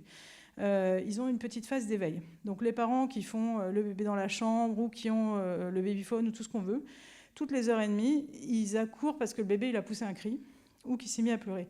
Sauf que là, c'est un éveil qui est complètement normal, qui est à la fin de chaque cycle, et le bébé va se rendormir. Si vous y allez, que vous prenez l'enfant, que vous lui donnez un biberon, que vous le prenez dans les bras, que vous essayez de le cajoler, en fait, rapidement, l'enfant il va dire « c'est mon petit éveil normal, mais tiens, si je fais ça, j'ai mon parent qui arrive. » Et donc là, c'est fini. En fait, j'ai des gamins qui, à l'âge de 2 ans, 3 ans, dorment toujours pas. Ils appellent toujours le même parent. Ils se retrouvent dans le lit des parents. Donc, il y a des erreurs. Donc là, je suis hors trouble du neurodéveloppement, on est d'accord. Des erreurs qui sont faites parce qu'en fait, là où on devrait laisser l'enfant se rendormir, on intervient et on lui crée un besoin qu'il n'avait pas. Et c'est tout bénef, en fait, pour le petit. Alors, je ne dis pas qu'un enfant qui a une otite, il faut le laisser hurler toute la nuit, hein, mais quoi qu'il en soit, les bébés, à la fin de chaque cycle, il y a un petit éveil de 5 minutes, et ça, il faut le respecter, ils se rendorment. D'accord ? Ou alors, une fois, vous y allez en douce remettre la tétine, mais en tout cas, il ne faut pas créer un vrai éveil et une vraie routine de réendormissement en pleine nuit pour le bébé. Voilà. Les parasomnies, donc cauchemar, terreur nocturne, vocalisation, somnambulisme. Les troubles du mouvement liés au sommeil. Alors, secousse de la tête, donc c'est le hangbanging, ce qu'on appelle le hangbanging. En fait, il y a des bébés, et pas seulement dans les spectres de l'autisme. J'ai une vidéo d'un petit, c'est impressionnant. En fait, il tape, donc il y a ceux qui tapent contre le bord, et lui, il se roule dans son lit. Comme ça, mais plein de fois. Et à chaque fois qu'il se réveille dans la nuit, il recommence ça. Donc là, il faut sécuriser les barreaux. Alors, en général, ça se calme avec le temps, mais c'est vrai que c'est assez impressionnant pour les parents parce que le petit peut se blesser. Voilà, l'agitation des jambes, serrement. Est-ce que dans votre entourage, chez les enfants, vous avez vu déjà les mouvements comme ça ? Oui ? Ouais. Et donc, c'est vrai que c'est assez impressionnant, hein, parce que vous mettez des barreaux qui se... Voilà. Les troubles du rythme circadien, donc toujours pareil, difficulté à s'endormir, l'inertie de sommeil, la fameuse quand on a mal au cœur, les réveils matinaux, voilà. Donc les répercussions des troubles du sommeil sur la symptomatologie autistique, il y aura plus de problèmes d'affect chez les enfants autistes qui dorment mal. L'association entre le trouble d'initiation du sommeil et il y a des déficits de communication chez les enfants avec retard intellectuel associé. La corrélation entre le temps total de sommeil et la communication non verbale. Donc tout ça, ça sort d'études en fait. C'est sorti d'études où ils ont trouvé tout ça. La corrélation pareil négative entre le temps total de sommeil et les scores d'interaction sociale réciproque. Donc, quand les troubles cognitifs, donc là, c'est pareil, l'altération des compétences cognitives de l'enfant avec la capacité d'attention et de compréhension et la mémoire verbale. Mais ça, vous l'avez chez un enfant non autiste qui dort mal. Mais chez un enfant autiste où déjà il y a plus de problèmes, on rajoute encore des problèmes rien qu'avec un mauvais sommeil. Sauf que ce n'est pas forcément facile de bien les faire dormir, on est d'accord aussi. L'altération des performances scolaires et des scores de QI. Voilà. Et la dysrégulation comportementale aussi. Donc voilà, donc les déambulations nocturnes, vous avez plein de choses. Donc mise en évidence de l'importance, pareil, d'une évaluation systématique du sommeil dans la prise en charge clinique des personnes avec TSA. Donc moi je sais qu'il y a eu, ça fait quelques années, où tous les patients trisomiques, on est obligé de dépister les troubles du sommeil. Est-ce que vous avez une notion que c'est obligatoire en cas de TSA? Moi j'ai un biais de recrutement par le biais de l'audition en fait, mais je ne pense pas que ça soit obligatoire. On est d'accord, hein? Si. C'est obligatoire? Super. Mais j'en ai beaucoup, en fait, où ça n'a jamais été, parce que justement, j'en ai pas mal, et où on n'a jamais posé la question du sommeil. Parce qu'il y a des enfants qui ne sont pas diagnostiqués dans des centres spécialisés. Oui, c'est ça. Non, mais c'est dans un centre spécialisé, vous avez un bon screening et vous avez un cahier des charges qui est bien. Mais ce n'est pas obligatoire. Pour les enfants trisomiques, c'est devenu obligatoire. C'est ça que je veux dire. C'est un enfant qui est trisomique, il va forcément être diagnostiqué. Même moi, je le vois dans mon cabinet, c'est obligatoire. Mais parce que vous avez une fiche de truc qui est bien. Les structures progressent. Voilà. Non, mais c'est très bien. C'est très bien. Mais voilà, parce qu'il y a une différence quand c'est au niveau national, il faut que ça soit fait, ou vous qui avez l'intelligence de le faire. Voilà. Ah bah si. Je milite, alors c'est complètement autre chose, hein, parce qu'effectivement, sommeil et grossesse, ça fait plusieurs années que je m'en occupe. Et je passais 8 ans à l'Hôtel-Dieu. Il y a Cochin qui dépend de l'Hôtel-Dieu. Tous les patients diabétiques hospitalisés à Cochin étaient diagnostiqués pour le syndrome d'apnée du sommeil. Toutes les femmes enceintes diabétiques hospitalisées à Cochin ne l'étaient pas. Voilà, c'est à peu près le genre de choses qui me choquent, en fait. Oui, en fait, c'est la même chose. À partir du moment où il y a de l'anxiété, de toute façon, il y a un terrain anxieux.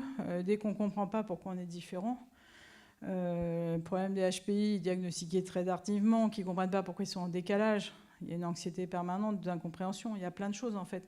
Quelle que soit la cause de l'anxiété, sur le terrain, il y a de l'anxiété, on est d'accord, mais il y a de l'anxiété aussi parce que face aux autres, il y a toujours un truc qui ne va pas, quoi. Mais il n'y a pas vraiment... Ça fait partie de tout. Et c'est là où, justement, je parlais de la musique. Moi, la musique, c'est vraiment... Et dans toutes les recos et tout ce que je vais vous dire, il n'y a pas un endroit, je crois, où ils en parlent. Hein. Mais c'est vrai que moi, en tant que musicienne, je peux pas... Enfin, ça m'a fait tellement de bien que c'est la première chose que je dis aux parents, quoi. Et donc, l'anxiété, est-ce qu'elle est dans le TSA ou est-ce que c'est parce qu'il y a un problème dans les relations? Mais peu importe. Le tout, c'est qu'il faut arriver à gérer l'anxiété. Après, il y a une prise en charge, normalement, idéalement, donc voilà, dans des centres où il y aura quand même une prise en charge psycho qui est faite. Moi, je travaille énormément avec le paramédical, en fait, que ce soit psycho, acupuncteur, hypnothérapeute. Je travaille énormément avec ça, quoi. Mais les causes de... Moi, c'est plus dans d'autres pathologies où je vais rechercher une cause, par exemple les patients claustrophobes. Il y a souvent eu un traumatisme avant. J'ai certaines pathologies comme la lanière où il y a eu aussi un traumatisme. Donc là, dans ces cas-là, je vais essayer de voir pourquoi il y a ça. Et après, il y a le traitement avec le MDR, les choses comme ça. Quand il y a un terrain anxieux global, parce qu'on est en décalage de tout, de toute façon, il y a une anxiété qui est là. Et c'est l'anxiété globale qu'il faut apaiser. Je ne sais pas si je réponds à peu près, mais c'est un peu ça l'idée. De toute façon, c'est compliqué de prendre en charge. Après, il y a autre chose, c'est qu'à partir du moment où on essaye déjà de prendre en charge ou qu'on soutient les parents, déjà, ils sentent mieux, quelque part. Même si j'apporte pas toujours, parce que je ne suis pas magicienne, hein, donc j'apporte pas toujours pile poil la solution aussi vite qu'on voudrait et tout. Rien que le fait de pouvoir échanger avec quelqu'un qui comprend un petit peu et qui essaye en tout cas d'améliorer les choses, ça compte énormément, quoi. Parce que j'ai quand même... Enfin, c'est vrai que quand j'y pense, ça fait très longtemps que je vois des patients autistes au cabinet et j'ai les parents, moi je suis dans le 93 en plus, les parents ils se battent pour la prise en charge, pour les centres spécialisés. J'ai une maman qui a été dans le 94 amener son enfant tous les matins et je les vois après se développer. Il y a vraiment... D'ailleurs, j'ai énormément d'enfants handicapés, je ne parle même plus de l'autisme. Hein. J'ai énormément, parce que du par mon biais de ORL pédiatre, on va dire assez spécialisé, entre autres en audition, j'admire toujours les parents, franchement. J'ai des parents avec des enfants avec des lourds handicaps, mais moteurs, qui portent des gamins qui peuvent avoir 12 ans, faire déjà 60 kilos. J'ai un père quand même qui descendait du 8e pour venir à ma consulte avec sa fille, quoi, dans les bras, avec l'ascenseur en panne. Donc vraiment, je trouve que les parents sont extraordinaires. Voilà, c'est mon avis de les voir comme ça. C'est impressionnant. En tout cas, moi, dans le 93, parce qu'ils ne sont pas aidés quand même. Hein. Mais voilà. Bon, c'était un petit mot pour les parents, voilà, que j'admire quand même. C'est pas facile. Voilà, donc la dysrégulation comportementale. Bon, tout ça, ça rejoint la même chose, il faut dormir. Hein, voilà. Donc, qu'est-ce qu'on peut faire ? Oui, en fait, il faut dormir. Donc, maintenant, comment on les endort ? Alors, on va éviter les somnifères, quand même. C'est pas très bon. Bon, déjà, il faut éliminer les causes additionnelles. En tant qu'ORL, c'est très bête, hein, l'otite, les choses comme ça. On va essayer d'abord les prises en charge non médicamenteuses, et si vraiment on n'y arrive pas, en dernier recours, il y a quand même les prises en charge médicamenteuses. Donc les causes additionnelles, c'est les causes organiques, les syndromes douloureux, l'otite moyenne aiguë, hein, encore une fois, je suis ORL. L'otite séreuse, mine de rien, c'est assez peu connu. C'est une otite qui est chronique, il y a du liquide tout le temps derrière le tympan. L'enfant entend moins bien, donc ça tombe bien, on me les envoie pour l'audition. Et ils ont une gêne permanente. Donc ça peut leur faire un mauvais sommeil rien qu'à cause de ça, alors qu'ils n'ont pas de fièvre et pas de douleur. Donc quand les parents en parlent, le médecin autre va dire « Ah ben non, mais il n'a pas de fièvre, je ne soigne pas, c'est rien, c'est pas grave. » C'est pas grave, sauf que c'est un inconfort permanent. Et on peut avoir une perte d'audition jusqu'à 50 décibels, donc retard de langage. Hein. Donc le reflux, les allergies. Oui, dans mes topos aussi, la rhinite allergique et le sommeil. Rhinite allergique et mon dada aussi. Les nez bouchés. Donc ça, j'en ai vu, c'est l'autiste d'aujourd'hui d'ailleurs qui est venu parce qu'il ne respirait pas du tout. Et je lui ai trouvé une allergie aux acariens. Donc on a, entre guillemets, le droit d'avoir un trouble autistique, mais d'avoir une pathologie que je retrouve chez les autres, qui est une otite séreuse, ou aujourd'hui une énorme allergie aux acariens qui fait qu'il a un nez qui est totalement plein, qui respire bouche ouverte, et qu'il ne va pas bien, il ne dort pas bien. Voilà, donc c'est pour ça que ces causes-là ne sont pas anodines. Donc s'ils n'ont jamais vu d'ORL, amenez-les une fois chez l'ORL. Si vous trouvez un rendez-vous. L'effet secondaire de certains médicaments. Après, bien sûr, les causes psychologiques plus importantes. Alors, le TDAH, on est dans les causes psychiatriques chez nous. Okay. L'anxiété, la dépression, on rejoint les mêmes choses. Hein, toujours ce décalage qui fait qu'on n'est pas bien. Et rechercher aussi, bien sûr, nous, le syndrome d'apnée du sommeil, ça c'est évident. Les syndromes des jambes sans repos, donc typiquement, donc il y a des adultes aussi qui l'ont. Hein. Ils ne peuvent pas rester assis. Là, par exemple, s'il y en a qui l'ont, là, ils sont en train de bouger les jambes parce que ça devient insupportable que je parle trop. Là, c'est un peu long et ils aimeraient bien que j'arrête pour pouvoir se lever et marcher parce que sinon ils ont mal. Mais sauf que ces adultes-là, quand ils se couchent, ou les enfants, ils sont obligés de se lever aussi pour enlever les fourmillements dans les jambes, les sensations de brûlure et tout ça. Donc ça, c'est les jambes sans repos et les mouvements périodiques nocturnes et qui sont aussi plus importants en cas de TSA. Donc ça fait partie aussi des parasomnies. Alors, cet magnifique article est très très bien.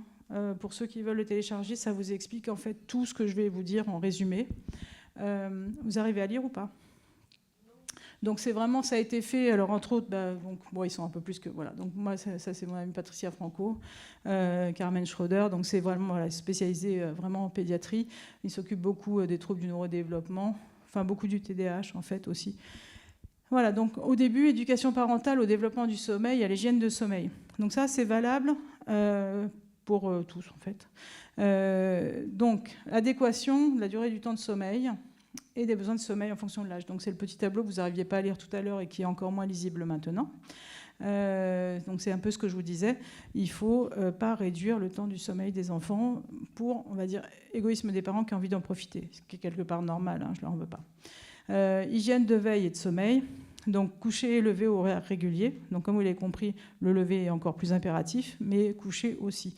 Il y a plus de parasomnie chez un enfant qui va être en dette de sommeil. Nous, quand on les enregistre et qu'on veut déclencher une parasomnie, on dit aux parents, la veille, vraiment, vous leur faites limite une nuit blanche, on les met en dette de sommeil, et là, vous êtes sûr que la nuit qui suit, vous allez déclencher les parasomnies. D'accord ? Donc ça, l'exposition à la lumière du jour, l'activité physique quotidienne, éviter les écrans idéalement 2 heures avant le coucher. La chambre calme à température entre 18 et 20. Donc c'est pareil, quand j'ai fait mon diplôme de médecine du sommeil, j'ai enfin compris les fameux chambres à 18 degrés ou à 19 degrés. C'est pour baisser votre température corporelle, ce que je vous ai expliqué, ce qui favorise l'endormissement. Et le lit qui soit endroit confortable, adapté aux besoins de l'enfant. Les rituels du coucher, donc tous les soirs, il faut un rituel. Donc souvent, il y a des enfants hors TSA qu'on a besoin, mais en cas de trouble du neurodéveloppement ou trouble autistique, il y a encore plus besoin d'avoir un rituel de coucher. Donc, il peut être au début avec les parents chez le tout petit, l'histoire, la berceuse qu'on lit, et après, quand l'enfant est plus grand, ça peut être lui-même qui a son rituel, où il va lire, il sait qu'il peut lire une demi-heure, il peut écouter de la musique calme, il y en a qui peuvent dessiner aussi. En tout cas, il doit avoir son rituel, et c'est ça, le rituel d'endormissement est très très important. et au fur et à mesure que l'enfant grandit, réduire progressivement la présence parentale et l'endormissement. Donc au début, même chez l'enfant plus grand, il peut être autonome et peut être dans la chambre avec un livre, par exemple. Je vois Françoise qui regarde l'heure. Ah bon? Pas du tout. Le bedtime fading. Donc là, on va retarder transitoirement l'horaire du coucher pour assurer l'endormissement rapide. Tout à l'heure, je vous expliquais qu'on avait, en cas d'insomnie, un moyen qui était la réduction du temps passé au lit, l'arrêt du temps, pour concentrer le sommeil. Donc ça, on peut le faire, mais il faut le faire avec délicatesse et vraiment très petit, pas un gros décalage et pas longtemps. Parce que longtemps, vous redécalez tout. Mais donc, c'est exactement ce que je vous expliquais tout à l'heure pour l'insomnie. Donc, essayez de lui réduire un tout petit peu son temps de sommeil, ce qui va créer une pression supérieure sur les nuits d'après, sur les journées d'après, où il aura plus de sommeil pour aller s'endormir. Donc, toujours après, le rétro-contrôle, en fait, de l'état de fatigue. Oui ? Oui, c'est ce qu'on appelle la réduction du temps. La première consigne en cas d'insomnie, c'est pas de sieste, et la deuxième, c'est réduction du temps passé au lit. Pourquoi ? Parce qu'on va concentrer le sommeil. Moi, j'ai des patients, quand ils me font l'agenda de sommeil, ils passent 10 heures au lit. Sur les 10 heures, il y a 4 cases d'1 heure qui est cochée, qui est vide parce qu'ils étaient réveillés. En fait, on va les réduire sur les 6 heures. Normalement, les vraies études, ils disent même 4 heures, mais ça, on ne fait pas, ça commence à être dangereux. 4 heures, 25 heures. Moi, je fais une réduction du temps déjà à 6 heures. 6 heures, c'est dur, déjà. Vous voulez vous réveiller à 7 heures, ok, vous couchez à 1 heure du matin. Non, vous ne couchez pas à minuit. Si vous êtes fatigué, vous couchez à 1 heure. Pourquoi ? Parce qu'on va être plus fatigué les jours qui suivent. Mais par contre, on va vraiment, et ça marche très très bien, adulte comme enfant. Voilà. Donc ça, l'extinction graduelle. Alors, dans la population, entre guillemets, générale, on peut faire une extinction complète. Moi, pour ma première, mon ex-mari avait fait ça d'ailleurs. La petite, elle hurlait, il m'a retenu 2 nuits de suite. Après, elle a fait ses nuits. Donc, il avait raison, mais c'est un peu dur. Et en tout cas, ça, c'est absolument interdit en cas de trouble autistique, l'extinction totale. Ça veut dire que en fait, l'enfant pleure toute la nuit, vous n'y allez pas en vous disant il va faire 1 nuit, 2 nuits, 3 nuits comme ça et après il va dormir. Là, on est quand même sur un terrain particulier et c'est un générateur d'angoisse très important, donc il ne faut pas faire ça. D'accord ? Par contre, il y a l'extinction graduelle. Et l'extinction graduelle, c'est on y va, mais toujours avec un petit peu de latence qu'on peut augmenter. Il y a des intervalles définis, on restera plus ou moins longtemps. Et vraiment, on doit être régulé là-dessus. Et donc ça, c'est vraiment ce qui est préconisé en cas de TSA. Et donc, du coup, voilà, c'est les conclusions, parce que ça permettrait à l'enfant de développer ses aptitudes d'auto-apaisement. Donc ça, c'est le petit schéma. Alors, vous ne voyez pas, je pense. Mais ça, c'est les fameux petits éveils dont je vous parlais, qui sont en fin de cycle à chaque fois, et où il faut les laisser se rendormir, les petits. C'est pour ça que je l'avais mis là, mais comme on ne le voyait pas, j'en ai parlé tout à l'heure. Alors, le renforcement positif des comportements adaptés, c'est pas tellement validé et adapté en fait en cas de TSA, c'est quand on récompense l'enfant, c'est à partir de 4 ans, et c'est vraiment plus pour les neurotypiques. Donc ça, c'est pas tellement pour le TSA, où on lui donne un bon point, un gâteau, un jeton, n'importe quoi, qui lui fait plaisir parce qu'il n'est pas sorti de son lit, c'est bien endormi, tout ça. Et après, on arrive au traitement pharmacologique. Donc surtout la mélatonine qui a été validée, on va en parler. Les autres traitements, pas trop. Donc, comme je vous ai dit, donc, les approches donc, de Hyacinthe, c'est des éléments qui sont retrouvés dans la plupart des programmes comportementaux, et ça suffit chez 80%, donc ça c'est pareil, c'est des chiffres qui sortent d'études, 80% des enfants neurotypiques, et par contre en cas de TSA, on passe, c'est beaucoup moins. Chez 25%, ils disent que c'est totalement insuffisant. Alors, le Slénito, est-ce que vous avez des enfants sous Slénito ? Ouais. Donc, c'est une mélatonine à libération prolongée. Donc, le but de cette mélatonine, c'est de reproduire la courbe un peu de la mélatonine naturelle qui serait sécrétée. Et donc, c'est pareil, les prescriptions de mélatonine, on doit les donner à heure fixe. Donc, chez l'adulte comme chez l'enfant, pathologie, pas pathologie. La mélatonine, c'est pas genre j'ai du mal à dormir ce soir, je prends un comprimé de mélatonine. C'est pas un somnifère. Dans le sens où c'est plutôt votre hormone de nuit, on va dire, qui va essayer de réguler ça. Et donc, ça doit être donné à heure régulière. Sinon, c'est le même système des endormissements qui seraient à n'importe quelle heure. C'est un soir, je me couche à 11h, l'autre soir, je me couche à 9h, après, je me couche à 1h du matin. Votre rythme circadien, il ne sait plus où il en est. Si vous faites pareil avec la mélatonine, avec des horaires totalement différents, votre horloge, il ne sait plus non plus où elle en est. Donc ça, c'est hyper important. Donc ça a été remboursé chez les adolescents de 2 à 18 ans qui ont un trouble autistique. Alors le Swiss Maginus, c'est une autre pathologie. Quand les mesures de sommeil qu'on a vues avant étaient insuffisantes. ça commence à être aussi remboursé chez les enfants TDAH sévères avec un diagnostic prouvé.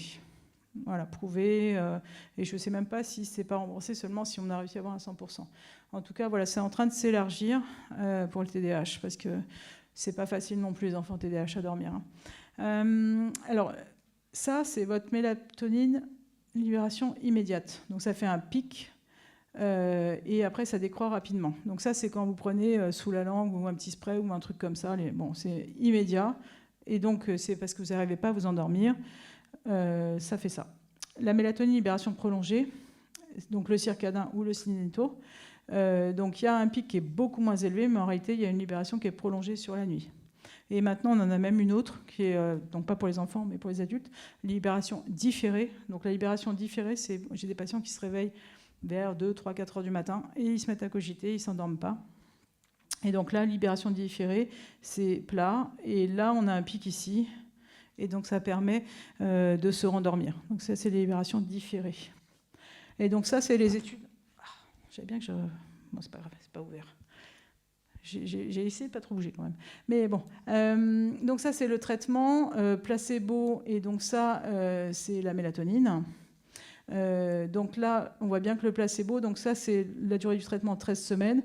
Et donc ça, c'est le temps total de sommeil. D'accord ? Et donc, on voit bien que le temps total de sommeil a nettement augmenté sous mélatonine. La latence d'endormissement, elle a diminué par rapport au placebo, qui est là.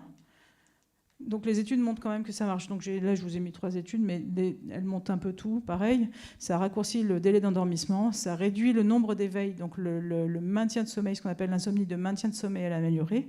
Et ça prolonge la durée totale de sommeil chez les enfants qui ont un TSA. Donc ça, c'est une autre étude, ça, c'en est encore une. Je pensais augmentation. Oui, donc diminution de la latence d'endormissement, je pense que ça, c'est une augmentation du temps de sommeil, de presque 1 heure quand même. Une grande diminution du nombre d'éveils intra-sommeil et une meilleure qualité du sommeil. L'effet secondaire, il y a la fatigue, il y a des enfants qui sont somnolents sous mélatonine, et il peut y avoir aussi des changements d'humeur. Voilà. Mais là, je pense que j'ai fait une erreur. C'est une augmentation. Donc voilà les courbes, de toute façon.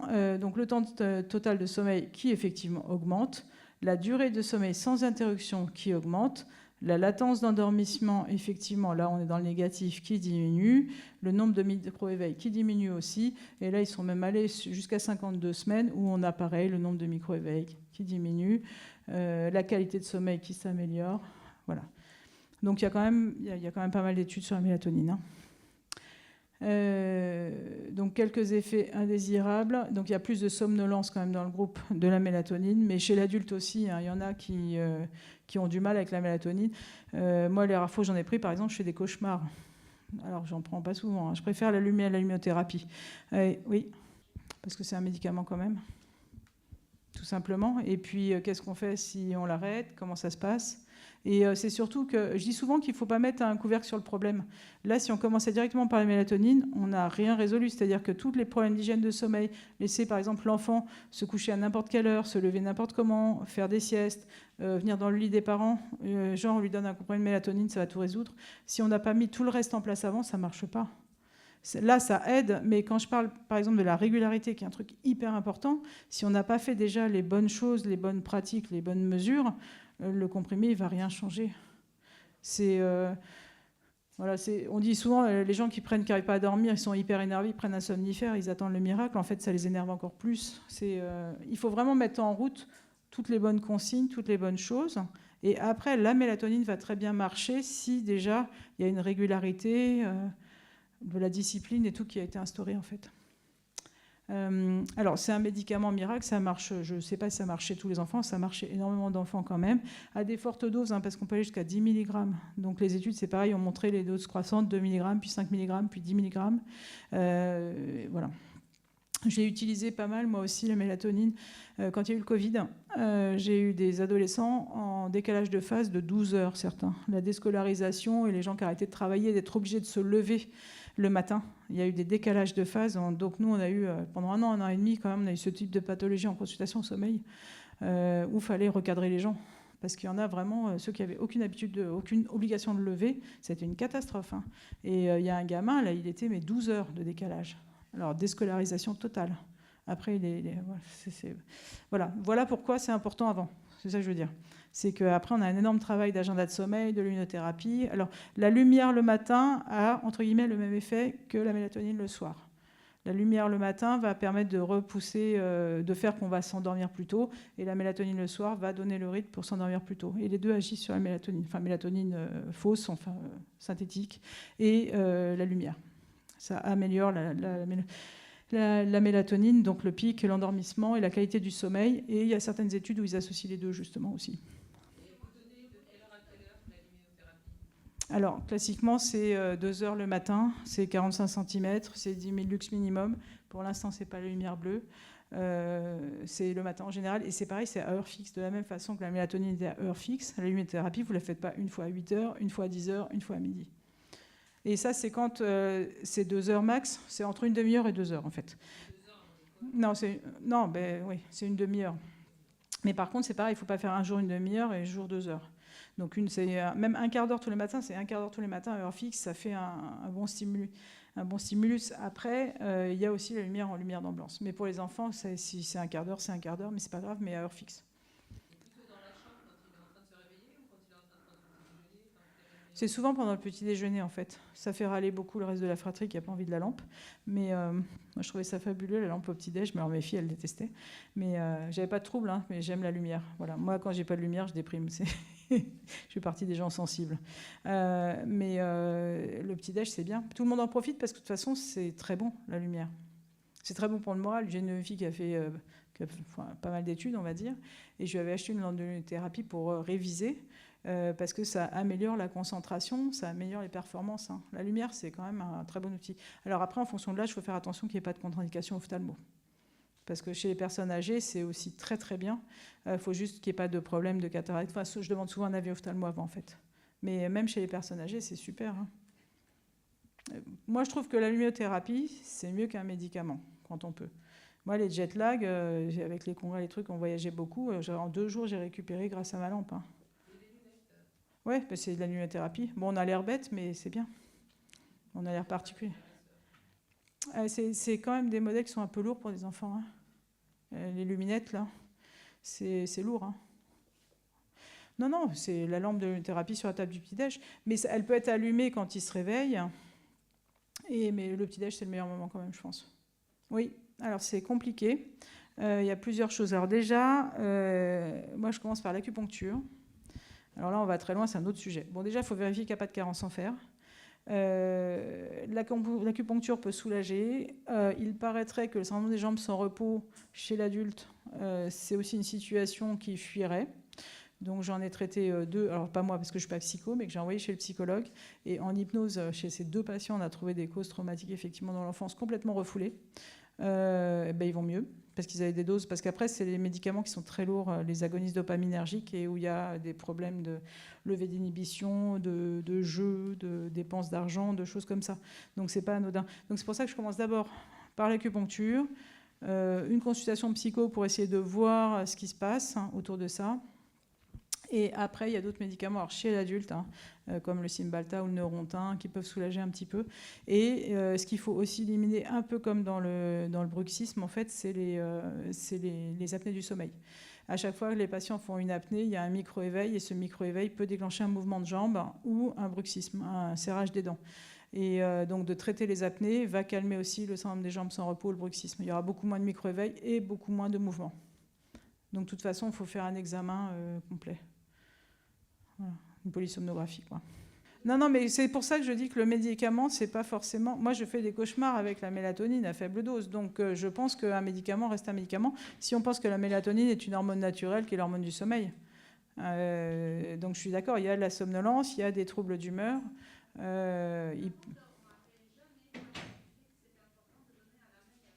Ça, c'est quand même la base, hein.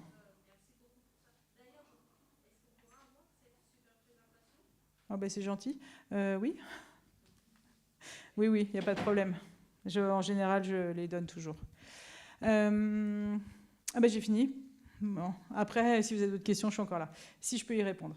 Alors déjà, vous avez tous compris, il ne faut pas négliger les troubles du sommeil et puis l'impact que ça peut avoir sur le développement d'un enfant, mais en fait sur le développement après à l'âge adulte. Hein. C'est, voilà, comme je vous ai dit, les séquelles, nous en ORL, les troubles respiratoires obstructifs du sommeil chez un enfant, les troubles d'apprentissage, ça ne récupère pas. Hein. Donc le sommeil, c'est un besoin fondamental, hein, donc c'est développement, apprentissage, les émotions, la mémoire, les interactions sociales. Je ne vous ai pas fait le tableau du syndrome d'apnée du sommeil avec les deux conjoints côte à côte en disant il est absolument odieux le matin avant son 15e café, enfin voilà.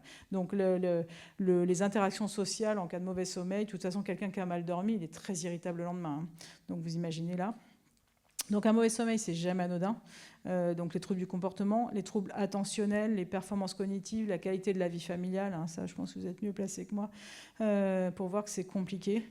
Dans les troubles autistiques, ils sont plus fréquents et ça doit être recherché, compris et pris en charge. Donc on est d'accord que c'est très bien dans les centres spécialisés que vous le fassiez, mais c'est pas du tout fait à l'échelle nationale. Hein. Et encore, moi j'ai la chance qu'on m'en envoie. Et du coup je les vois par un autre biais et que du coup je pose la question. Donc la prise en charge elle est progressive, l'hygiène de sommeil, les rythmes réguliers, on revient à la régularité, l'environnement adapté, les rituels, les recherches de causes associées, attention chez le petit à l'otite séreuse ou à l'otite moyenne aiguë, le reflux. Moi c'est ma deuxième qui a pleuré jusqu'à l'âge de 8 mois parce qu'elle avait, alors dans le temps j'étais interne, je faisais confiance aux autres docteurs, qui n'a pas diagnostiqué le reflux pendant 8 mois, donc je peux vous dire que maintenant tous les enfants qui pleurent la nuit, je suis au taquet sur les questions. Pour info, un reflux ça entraîne du hoquet. Voilà, si vous avez des bébés qui ont le hoquet, souvent, c'est qu'ils ont du reflux. Voilà. Ça n'a rien à voir avec le TSA. Hein, voilà. Voilà, et puis en gros, quand on dort mieux, le jour, on va mieux. Voilà, j'ai fini.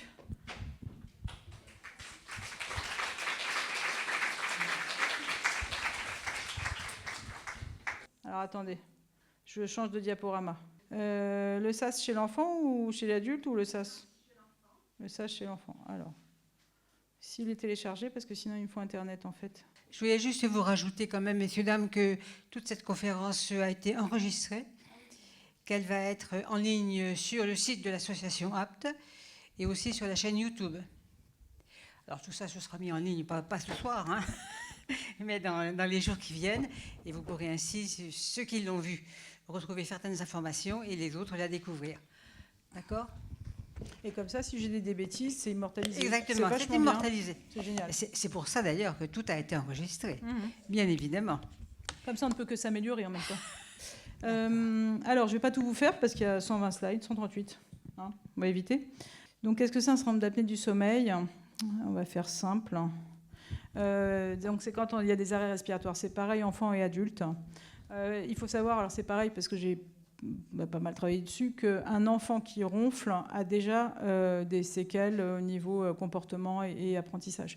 Donc il y avait une étude qui avait montré qu'enfant ronfleur, apnée légère, apnée sévère, en fin de compte, il y avait les mêmes conséquences. Donc si vous avez un enfant qui ronfle énormément à la maison, il faut aller chez l'ORL, il faut qu'on vérifie les amygdales, les végétations, l'allergie, ce qui n'est pas fait par tous les ORL malheureusement, mais ça, comme vous l'aurez compris, c'est important, parce que la rhinite allergique, ça bouche le nez, on ne respire pas bien.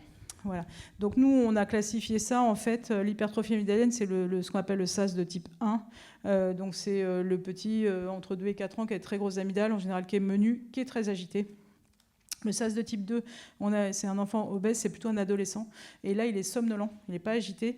Et derrière, j'en ai 4 quand même qui ont une narcolepsie, parce que la narcolepsie, on prend du poids. Donc on a l'obésité, le syndrome d'apnée, ils ont la rhinite allergique les 4, et en plus, ils ont la narcolepsie.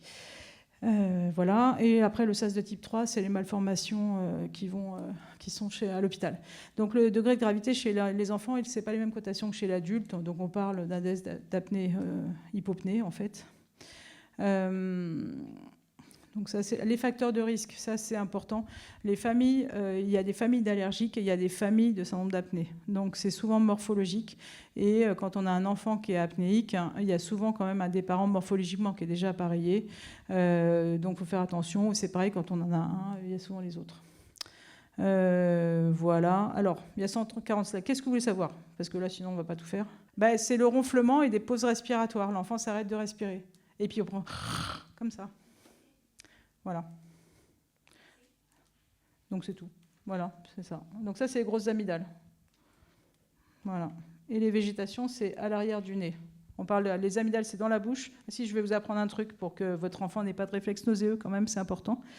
Quand vous allez chez le médecin, le réflexe, c'est tous les parents ils me font ça. Je dis ouvre la bouche et le parent il dit tire la langue. D'accord ? Vous êtes d'accord ? Vous le dites ou pas ? Ok, donc vous allez arrêter. Parce que quand on tire la langue, qu'est-ce qui se passe ? La langue, elle bombe en arrière.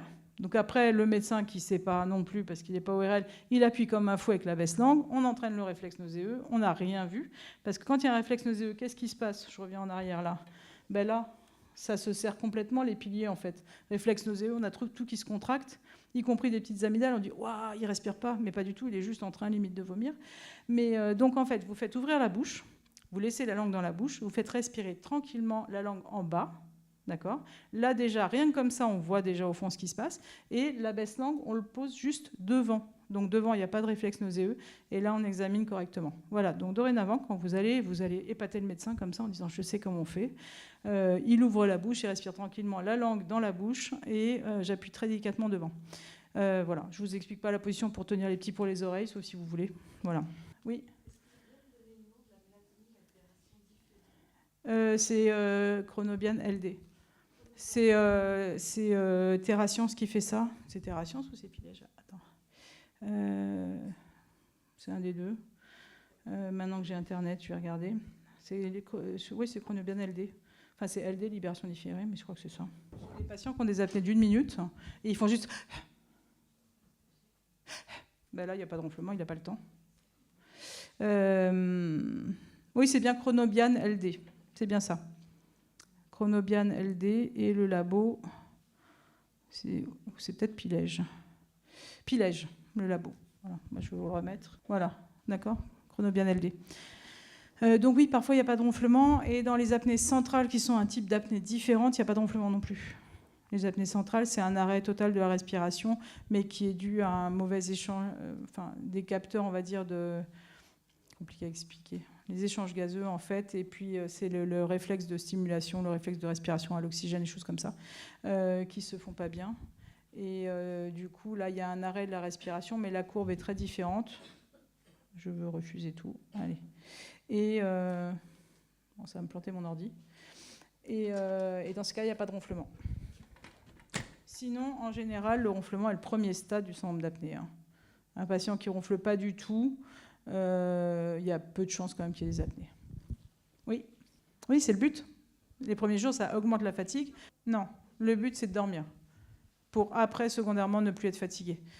En fait, les gens qui ont du mal à s'endormir ou qui passent beaucoup de temps en dormant peu, on leur réduit le temps pour justement les mettre un peu en dette de sommeil. Enfin, les mettre en dette de sommeil. Si on les met en dette de sommeil, ils vont être fatigués. Donc, s'ils sont fatigués, ils vont avoir un sablier de somnolence plus rempli, donc ils vont mieux s'endormir.